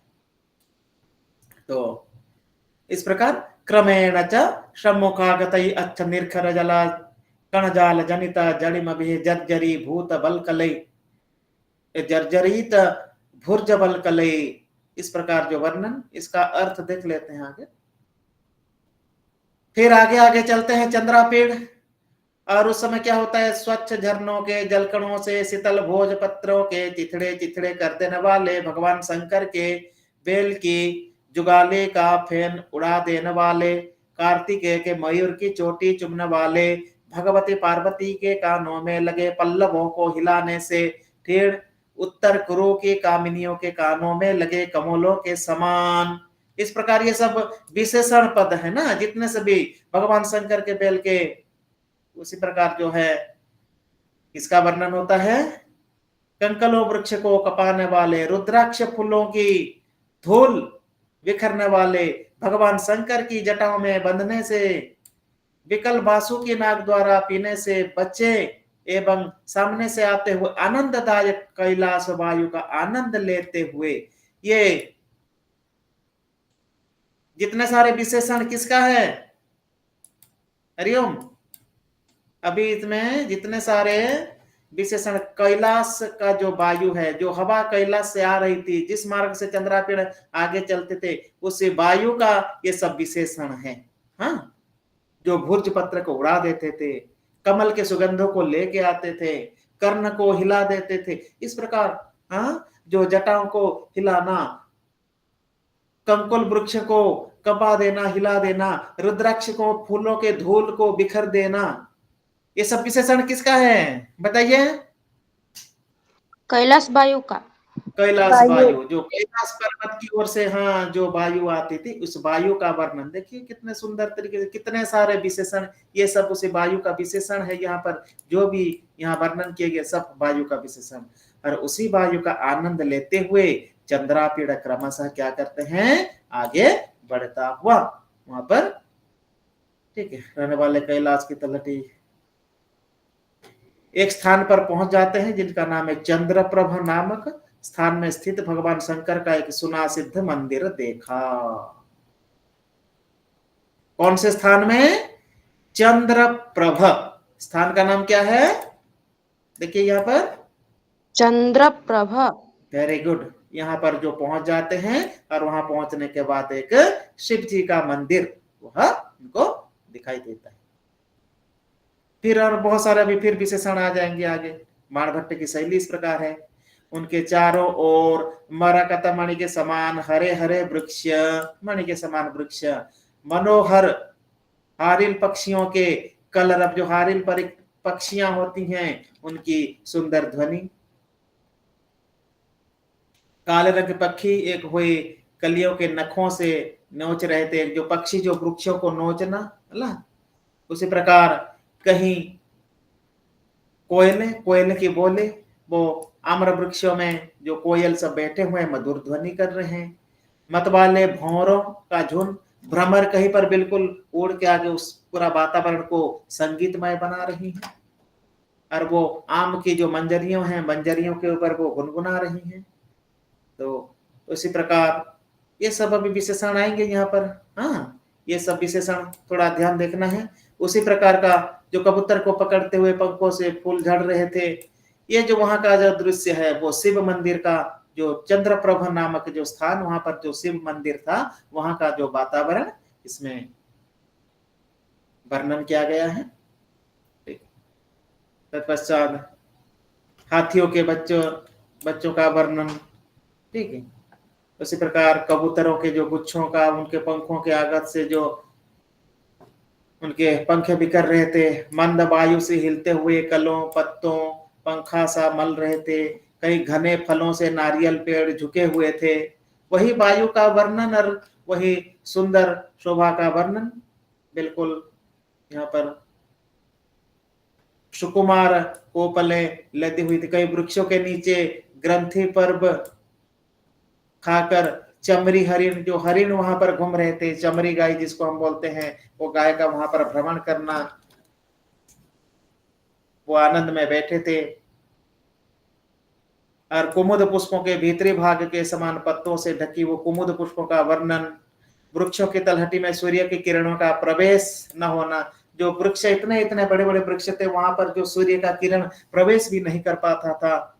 तो हनुमान नल और नील से रक्षित रामचंद्र जी की सेना के किनारों जैसे इन वृक्षों का किनारे, ये वृक्षों को, वो वृक्ष इस प्रकार दिखाई देते थे जैसे नल नील हनुमान मान लीजिए वहां पर साक्षात विराजमान हैं, वो वृक्ष को देख के ऐसा लगता था। तो इस प्रकार वहां का जो वातावरण का वर्णन इसमें किया गया है। भ्रमरों से ढकी हुई भ्रमर, इसका ठीक है, भारद्वाज नाम वर्दुल पक्षियों से सेवित होने के कारण द्रोणाचार्य काकह इत्यादि पक्षियों का कलरव वहां पर। अब वहां पर जो अपने खुजली मिटाने के लिए जो चमरी गाय इत्यादि जो मृग इत्यादि अपने सूंड को जो वृक्षों में घिस रहे थे, इसी प्रकार का वहां का जो कहीं जोटाओं और थबलों से घिरे हुए वृक्ष कमंडलधारी गृह मुनियों से प्रतीत हो रहे थे, जो वृक्ष जो तपस्वी जैसे दिखाई दे रहे थे। इस प्रकार अनेक, केवल वहां पर ये सब जो है यहाँ पर केवल वृक्षों का वर्णन, ये जितने सारे भी आप अब यहाँ पर वर्णन है, वो वृक्षों का सौंदर्य, वृक्ष किस प्रकार दिख रहे थे, ये संपूर्ण वर्णन इस प्रकार है इसमें, ठीक है। ये इस प्रकार जाके वहां देखते हैं कौन, चंद्रापीड़ वृक्षों की सभा और वायु की गतिशीलता के कारण वहां की मनोरम दृश्य को देखते हैं। फिर आगे तच्च पवनोद्धुते इतस्ततः समापतद्भिः केतके गर्भधूलिपटले धवल क्रियमाण कायः पशुपति दर्शन हेतु बलादिव प्रतिपद्यमानो भस्म व्रतम् आयतन प्रवेश पुण्यैरिव परिगृह्यमाणः प्रविश्याद्राक्षित चतुस्तंभः स्फटिक मंडपिकातल प्रतिष्ठितम् अचिरोद्धृते रादल शिखर गलज्जल बिंदुभिः ऊर्ध्व विपाटिता चंद्रबिंबदलैरिव निजाट्टहासावयवैरिव शेष फणा सकलैरिव। यहाँ पर सभी उपमा अलंकार का प्रयोग आप देख सकते हैं ना, इव किस प्रकार वो किसके साथ किसका समन्वय कर रहे हैं। पांचजन्य महोदयैरिव क्षीरोद हृदयाकारैरुपपादिता मौक्तिक मुकुट विभ्रमै शुचिर्भिर्मन्दाकिनी पुंडरिकै कृतर्चनम् अमल मुक्ता शिलाघाटित लिंगम अशेष त्रिभुवन वंदित चरणम चराचर गुरुम चतुर्मुखम भगवंतम त्र्यंबकम। वाह, बहुत बढ़िया, अत्यंत रमणीय दृश्य है। बहुत मतलब इसको आप उच्चारण करके पढ़ेंगे ना तो भाव ऑटोमेटिक आप लोगों को पता चलेगा, इसको रटने की आवश्यकता नहीं होगी। हाँ, चाहे आप अपने केवल स्वाध्याय के लिए, परीक्षा के लिए नहीं, थोड़ा रसा स्वाद के लिए, आनंद प्राप्ति के लिए भी पढ़िए। और कादंबरी पढ़ने के पश्चात आपको इतना आनंद आएगा और भी अन्य काव्य को भी पढ़ने के लिए मन करेगा। ठीक, अनेक नए नए पदावलियों का ज्ञान होगा। तो वहां पर पहुंचते हुए चंद्रापीड़ क्या देखते हैं, चराचर गुरुम चतुर्मुखम भगवंतम त्र्यंबकम शंकरम त्र्यंबकम यजामहे सुगंधिम पुष्टिवर्धनम। बोलते हैं ना, उर्वारुकमिव बंधनात् मृत्युर्मुक्ष्यमामृतात्। वही भगवान शंकर जी का दर्शन उनको प्राप्त होता है। इसके पश्चात चंद्रापीड़ मंदिर में पहुंच जाते हैं, मंदिर में प्रवेश करते हैं और उस समय वायु से फिर वहां पर जो उपमा अलंकार का वर्णन था उड़ाकर लाई हुई किस केतकी धूल इत्यादि इत्यादि चंद्रापीड़ के शरीर को हठात भस्मधारी बना दिया। जो हवा चलने लगी और जो वहां केतकी पुष्प के जो रजकण आके चंद्रापीड़ के बिल्कुल शरीर में लग गए, मानो कि वो चंद्रापीड़ भस्म धारण कर लिए हैं। अथवा मंदिर प्रवेश के पुण्यों ने द्वार ही पर उसके शरीर का आलिंगन कर लिया।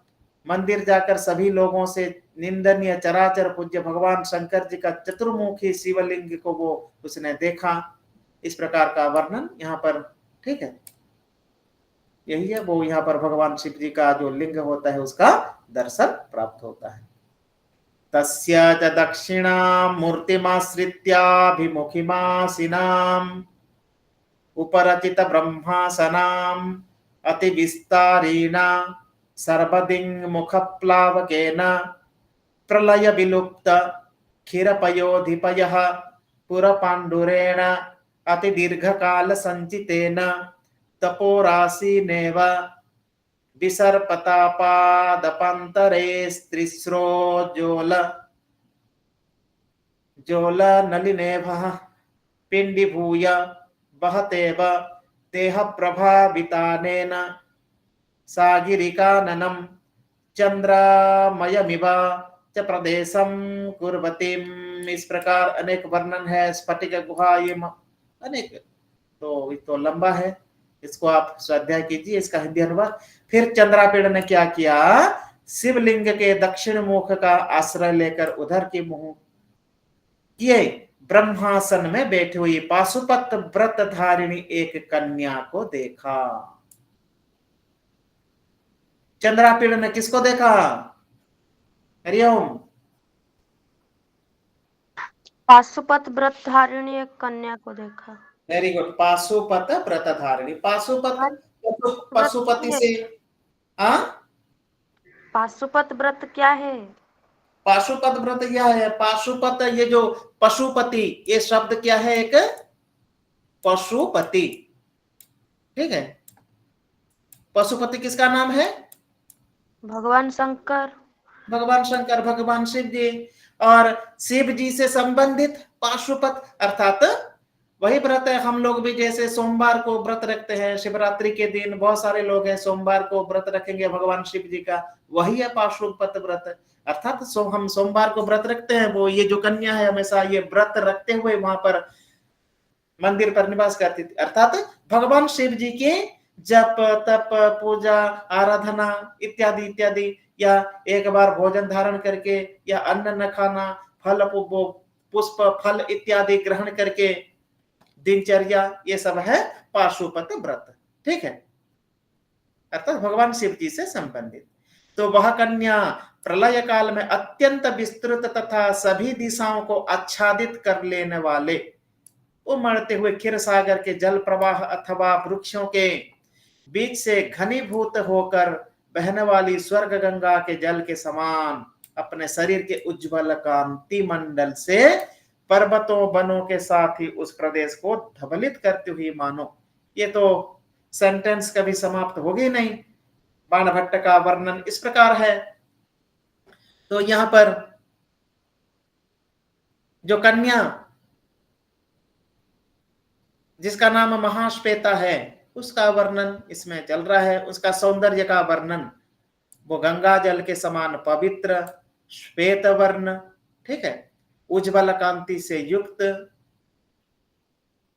कैलाश की जो कैलाश पर्वत बर्फ से हमेशा ढका हुआ होता है, उसका कांति जिस प्रकार है, उस कन्या की भी कांति उस प्रकार है जो उज्ज्वलता प्रदान करती है, और उसकी शुभ्रता उस वातावरण को भी अत्यंत उज्जवल बना रही है। उसका शरीर मान लीजिए स्फटिक मणि जैसा प्रतीत हो रहा है उस प्रकार। तो अत्यंत शुभ्र वर्ण से आच्छादित होने से उसके उज्जवल शरीर का, उज्जवल अंगों का, अंग प्रत्यंगों का वर्णन, और मानव की विधाता ने रचना द्रव्य पंच तत्वों का परित्याग करके केवल उज्जवल वस्तुओं से उनको बनाया है। हमारा जो शरीर है किससे बना है? पंच तत्व, क्षिति अपतेज मरुत व्योम, जो 5 महाभूत है, 5 महाभूतों से हमारा शरीर बना है। लेकिन यहाँ पर बाणभट्ट बोल रहे हैं नहीं नहीं नहीं, वो 5 तत्वों से नहीं बनाए हैं। उनका शरीर किससे बना है? उनका शरीर केवल शुभ्र स्फटिक मणि वर्प तेज पुंज से, तेज प्रकाश से, ऐसा उनका शरीर मानो ऐसे बना हुआ है। शंकर जी की आराधना में निमग्न थी मानो, उद्दंड शिवगण द्वारा बाल खींचे जाने के भय से दक्ष की यज्ञ क्रिया की भगवान शिव की पूजा में निमग्न, वही भगवान शिव जी के पूजा में निमग्न थी, वही महाश्वेता, वही वर्णन है।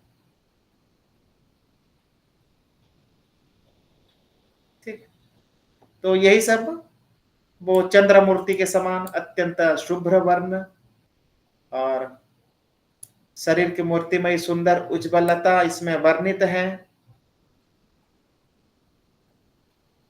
और मान लीजिए ऐसा भी वर्णन करते हैं, शिव जी के गले की 20 जन्य जो कालीमा है, शिव जी को नीलकंठ कहा जाता है।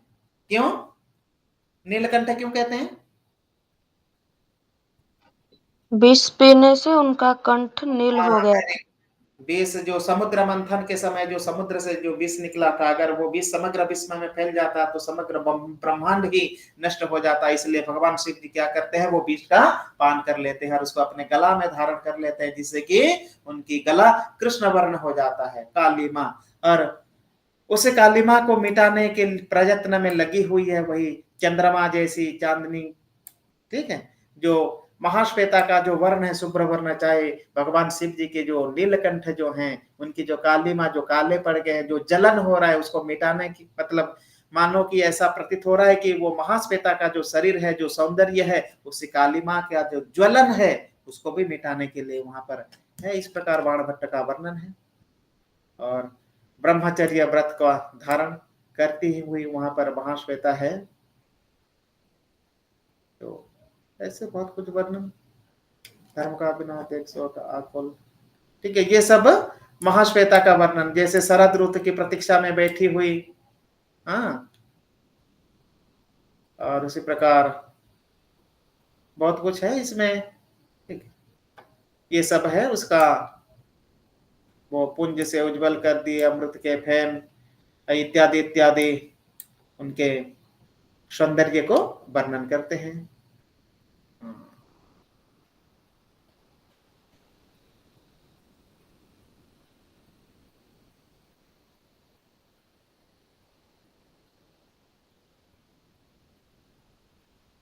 ठीक है, लावण्य भी उसकी लावण्यमयी जो सौंदर्य का वर्णन, ये सब।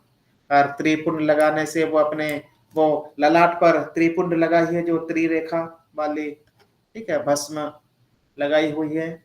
और उनकी कलाई में पंख खंडों का आभूषण बंधा हुआ था, वो कलाई में यहाँ पर, ठीक है, पंख अनेक जो श्वेत वर्ण का जो पंख, उनका आभूषण, व उस छोटे मणिमंडप के खंभों में पड़ी हुई अपनी प्रतिमाओं से युक्त, बहुत कुछ है इसमें वर्णन। हाँ,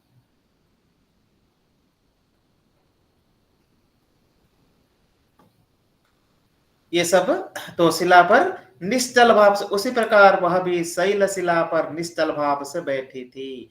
जिस प्रकार भगवान शंकर त्र्यंबकेश्वर पशुपति नीलकंठ उस शिलाखंड में मंदिर के ऊपर बैठे हुए हैं, उसी प्रकार वह महाश्वेता शिलाखंड पर निश्चल बैठते हुए बस वीणा वादन कर रही थी। वहां पर वह अंशमयी देवी जैसे कांतिमयी, वह किसी देवी के दिव्य अप्सरा के रूप में बिल्कुल कांतिमयी थी।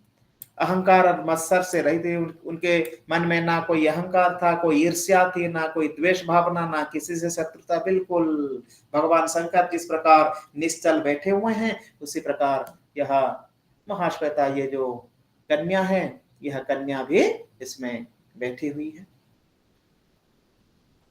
और उसी प्रकार ततो अवतिर्य तरुशाखायां बद्ध्वा तुरंगम अपसृत्य भगवते भक्तया प्रणम्य त्रिलोचनाय तामेव दिव्यायासीतमशेष पक्ष्मणा निश्चल निबद्ध लक्ष्येण चक्षुषा पुनर्निरूपयामास। तो इस प्रकार आगे इस प्रकार वर्णन है। आगे इसके बाद चंद्रापीड़ घोड़े से उतरकर वृक्षों की डाली में बांध दिया। वो घोड़ों को वृक्ष के डाली में बांधकर अलौकिक कन्या को अपलक नेत्रों से टकटकी बांधों से पुनः देखने लगी। और वह चंद्रापीड़ क्या किया, उन महाश्वेता का सौंदर्य को अपलक नयनों में वह देखने लगे।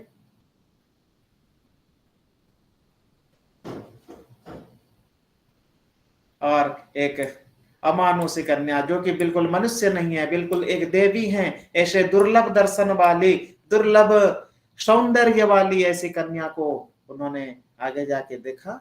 यही वर्णन है। अतः फिर निश्चय करके छोटे से मंडप के खंबे के सहारे बैठकर गीत समाप्त होने का अवसर प्रतीक्षा। और फिर पास पहुंचकर वहां वो चंद्रापीड़ क्या करते हैं, मंदिर के पास पहुंच जाते हैं, किसी खंबे के सहारे वहां पर बैठकर वो गीत श्रवण कर लेते हैं। और गीत वो पास बैठा तो वीणा का झंकार से सुमधुर संगीत प्रस्तुत कर रही थी। और तब तक उन चंद्रापीड़ ने महाश्वेता की प्रतीक्षा करने लगी। तत्पश्चात अथ गीतावसाने मुखीभूत वीणा प्रशांत मधुकर तरुतेव कुमुदिनी सा कन्यका समुत्थाय प्रदक्षिणे कृत्य कृतहर प्रणामा परिवृत्य स्वभावधबलया तपः प्रभाव प्रगल्भया। इस प्रकार वर्णन। फिर इसके बाद गीत समाप्त करते हुए उसे वीणावादिनी मौन हो गई। तब वह कन्या उसको मुदनी के समान उठ खड़ी हुई, जिसके भीतर होने वाले भ्रमर को गुंजार बंद हो चुकी है। और भगवान शिव जी का प्रदक्षिणा करके नमस्कार किया। प्रणामो प्रदक्षिणा, चारों ओर परिक्रमा करते हुए भगवान शिव जी को उन्होंने प्रणाम किया। फिर चंद्रापीड़ की ओर मुड़कर अपनी स्वभाव से ही उज्जवल तथा तपोबल से प्रगल्भ दृष्टि द्वारा उससे अस्वस्थ करती हुई सी, अपने पुण्यों से स्पर्श करती हुई सी, तप से पवित्र करती हुई सी, ये सब क्या क्या किया उसने, वो महाश्वेता ने, यहाँ इसमें कहा गया है। और तथा उसे पवित्रता पहुंचाती सी बोली, अतिथि आपका स्वागत है। और महाश्वेता बोलने लगी, अतिथि मैं आपका स्वागत करती हूँ। उन्होंने चंद्रापीड़ का स्वागत किया। आप महानुभाव इस स्थान पर कैसे आ पहुंचे? उठिए, आइए और मेरा अतिथि सत्कार ग्रहण कीजिए। चंद्रापीड़ अपने को धन्य समझा, उठकर भक्तिपूर्वक प्रणाम किया तथा जैसी आपकी आज्ञा है यह कहकर विनम्र प्रदर्शित करने वाले शिष्य के समान उसके पीछे पीछे चल पड़ा।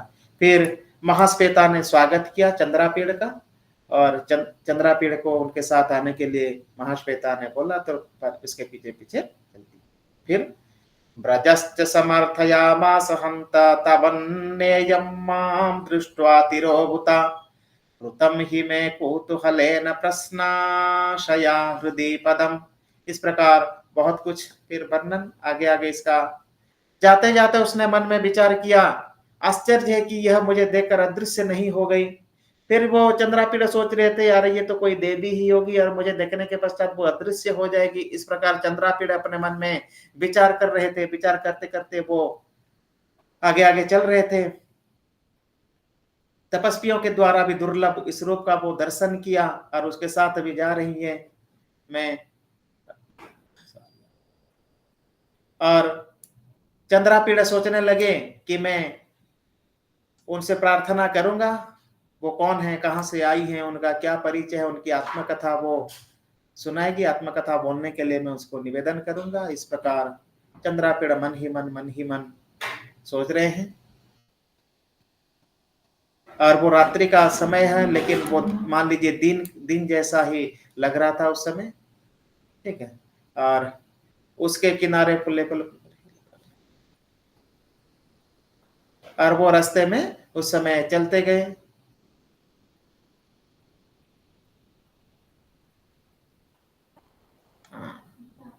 और वो जाते जाते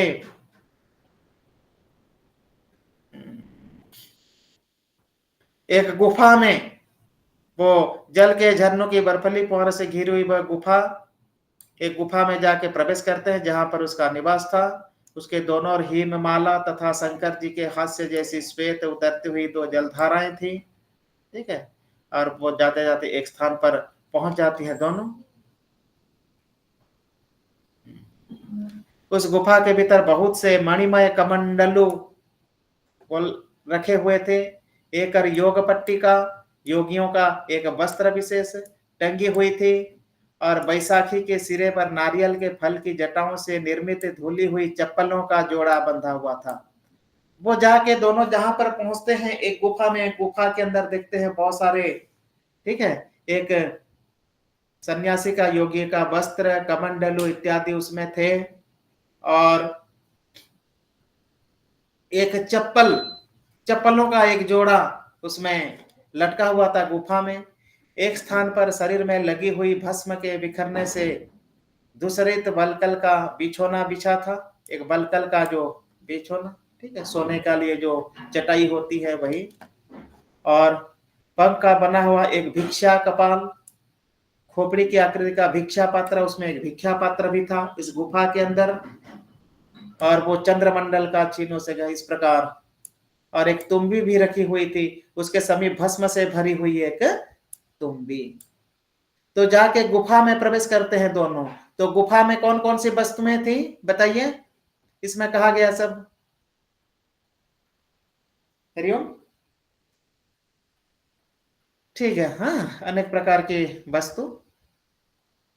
तस्याश्च द्वारी शिलातले समुपविष्टो बल कलशयान। इस प्रकार चंद्रापीड़ उस गुफा के द्वार पर पड़ी हुई एक शिला पर बैठ गया। फिर इन सभी दृश्य देखने के बाद चंद्रापीड़ वहां बैठ जाते हैं। वह कन्या बलकल के बिछौनों के सिरहाने वीणा रखकर, वहां वीणा रख के अर्घ्य जल से आई और वो जल लेके आती है।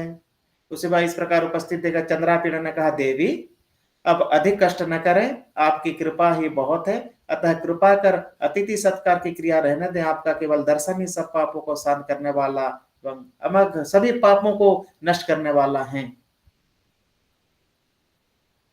और मंत्र के समान पवित्र करने के लिए पर्याप्त। अब कृपा कर बैठ जाइए। और वहां चंद्रापीड़ उनको बैठने के लिए बोलते हैं।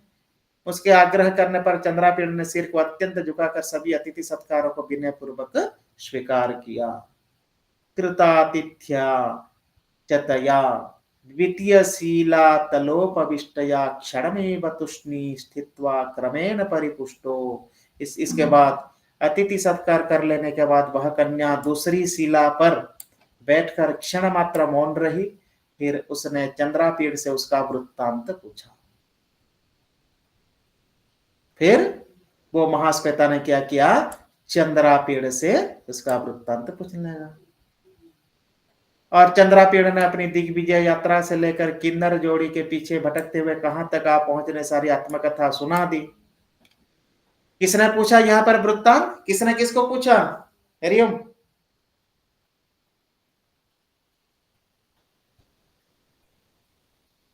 महाश्वेता ने चंद्रापीड़ से पूछा। हाँ, वेरी गुड। चंद्रापीड़ को पूछा कि आप यहाँ आके कैसे पहुंच गए, ठीक है, आप अपना वृत्तांत सुनाइए। वो महाश्वेता ने चंद्रापीड़ को पूछा तो सभी वृत्तांत को, और फिर जब वो वन विहार से दिग्विजय से लेकर वो किन्नरों का पीछा करते तक आके जो सरोवर तक पहुंच गए, और सरोवर के पश्चात वो पहुंचने के पश्चात वो वीणा की जो ध्वनि उनको सुनाई दी, वो आकर यहाँ तक पहुंचे। यहाँ तक कि सभी वृत्तांत चंद्रापीड़ ने महाश्वेता को सुनाया। ये सभी वृत्तांत को जानकर वह कन्या उठ पड़ी और अपना भिक्षा पात्र लेकर उस आश्रम के वृक्षों के नीचे घूमने लगी। इसके बाद महाश्वेता ने क्या किया, भिक्षा पात्र लेकर, वहां पर जो भिक्षा पात्र बनी हुई थी जो पंखों से, उस भिक्षा पात्र को लेकर एक आश्रम के वृक्षों के नीचे घूमने लगी। कुछ ही देर में उसका भिक्षा पात्र अपने आप गिरे हुए फलों में भर गया। लौटकर अपने चंद्रापीड़ से उन फलों का भोजन करने के लिए कहा। फिर कुछ समय में वो भिक्षा पात्र फलों से पूर्ण हुआ, वो आके वो चंद्रापीड़ को भोजन के लिए देते हैं। आसिच्य तस्य चेतसे नास्ति खल्व साध्यम नाम तपसाम। स्टोरी इंटरेस्टिंग अच्छे केबे पढ़ीदेला पूर्व कादम्बरी एतिकी माने धीर स्थिर है कि कंप्लीट स्टोरी। हरिओम सर बिल्कुल जना नथिला कादम्बरी स्टोरी कोन। अरे बहुत माने एते इंटरेस्टिंग स्टोरी माने आमे आजिकल यूट्यूब रे बहुत जिनिस देखुचे, फिल्म देखुचे, से फिल्म रो स्टोरी तो भी ଆହୁରି ବଢିଆ ଲାଗିବ ଯଦି ଆମେ ପଢିବା ମନ ଧ୍ୟାନ ଦେଇକି। ଖାଲି ଏତିକି କଷ୍ଟ जे ଆମର पढ़िबा टिके अभ्यास नहीं।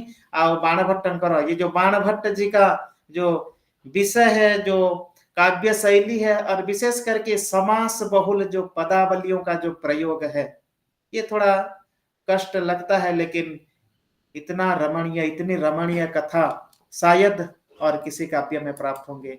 तो देखिए इंटरेस्टिंग लग रहा है ना, आगे आगे घटना क्या होगी, वृत्तांत क्या होगा, कुछ मन में कुछ जिज्ञासा आ रही होगी ना अवश्य, या नहीं? हाँ सर। अभी जानने को इच्छा हो रही होगी ना कि आगे क्या है। जैसे फिल्म इत्यादियों में वो आपकी सीरियल सीरीज आता है, कुछ सस्पेंस होता है, तो देखिए यहाँ पर हर वस्तु में हर सीन में कुछ ना कुछ सस्पेंस।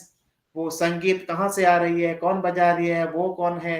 वो चंद्रापीड़ कुछ सोच रहे थे कि मैं जाने के पश्चात उसका वृत्तांत में पूछूंगा कि वे कौन है, और इधर महाश्वेता पूछने लगती चंद्रापीड़ की आपका वृत्तांत सुनाइए, आप कौन है। तो देखिए कितना वो कथा वस्तु का तालमेल, कितना अंतर। तो ठीक है, इस प्रकार जो फलों से भरा हुआ है, और ये तो 2 क्लास में पढ़ने वाला विषय नहीं है। वैसे हम वैसे कथा वस्तु वैसे भी कंप्लीट कर लेंगे पूरा, फिर लौटकर चंद्रापीड़ से फल का भोजन करने के लिए बोलते हैं। इसके बाद आसिच्यतस्य चेतसे नास्ति खलु साध्यम नाम तपसाम किमतः, इस प्रकार। तो उस समय चंद्रापीड़ मन में विचार करने लगा, सचमुच तप के लिए कुछ भी असाध्य नहीं है। अर्थात वो तपस्या से प्रवृत्ति, ऐसे अलौकिक शक्तियों को प्राप्त कर ली थी महाश्वेता ने। ऐसे वो पात्र दिखा देती है, भोजन फल गिरने लगते हैं पात्र में, तो ये तो तपस्या का ही फल है ना। तो उससे बढ़कर और क्या आश्चर्य हो सकता है। इस प्रकार ठीक है, वो विचार करते हैं, आज मैंने एक ऐसा आश्चर्य देखा जैसा पहले कभी नहीं देखा। इस प्रकार का दृश्य चंद्रापीड़ ने कभी देखा नहीं था, और वो चकित होने लगा। चंद्रापीड़ ने उठकर उसी स्थान पर इंद्रायुध को ले आकर उसकी चीन उतार डाली, और समीप ही में उसे बांधकर स्वयं झरने के जल में स्नान किया, तथा उस अमृत तुल्य फलों का खाकर फिर इंद्रायुध जो उनका अश्व है, वो जो अश्व को एक वृक्ष के डाली पर वहां पर बांध के वो जाके स्नान करने लगे। स्नान किया तथा अमृत तुल्य फलों को खाकर उसी झरने का हिम जैसा शीतल जल पिया। फलों को खाया, जल पिया, फिर वह आचमन करने एकांत में तब तक बैठा रहा जब तक उस कन्या ने भी फल, मूल और जल का आहार किया। और जब तक वो कन्या महाश्वेता भी कुछ भोजन कर लेती, तब तक वो एकांत में चंद्रापीड़ बैठे रहे। इति परिसमापितहारं निर्वर्तित संध्योचितचारां शीलातले विश्रब्धमुपविष्टां निभृतमुपसृत्य नातिदूरे समुपविश्य मुहूर्तमिव स्थित्वा चंद्रापीडः सविनयम् अवादीत् भगवती।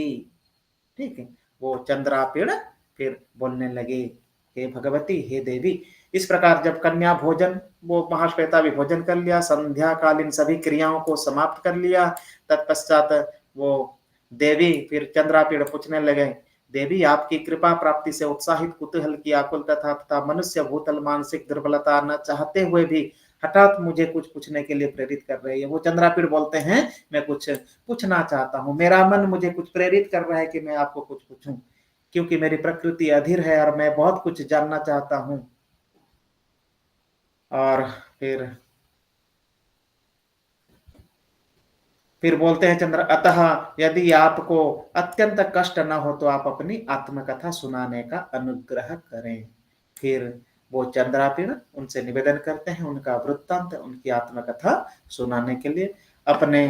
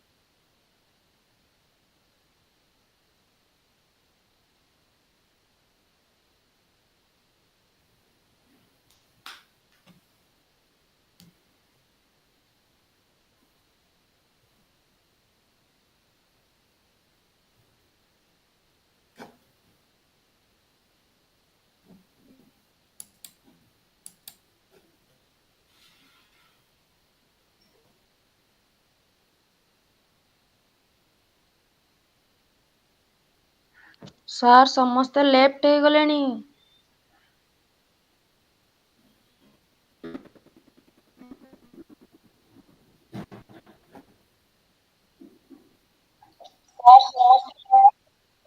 हाँ लाइट करेंट पळेगला तो हला हेपटे वाईफाई रे चलथिला हला करेंट पळेला समय भी तो हो गलानी एबे हला काली देखिबो हला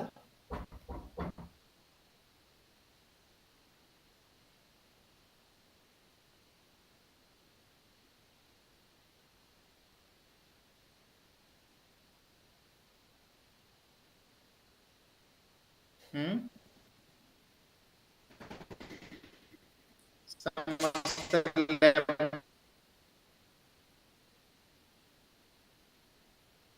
भी हो गलानी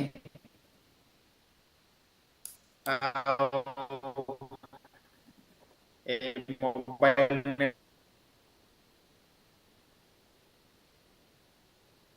नेट रे ठीक से आसुनी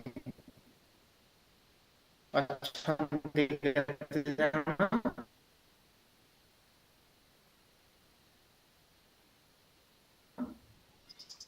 ସାର୍ ଆଉ 2 ଜଣ ଆମେ ଅଛୁ ଆଉ ସବୁ ପଳେଇଲେଣି।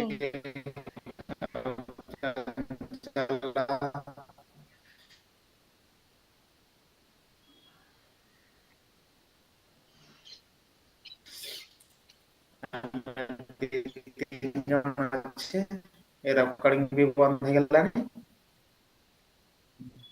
भल लागुची स्टोरी कादम्बरी स्टोरी ହଁ ସାର୍ ଭଲ ଲାଗୁଛି। हरिओम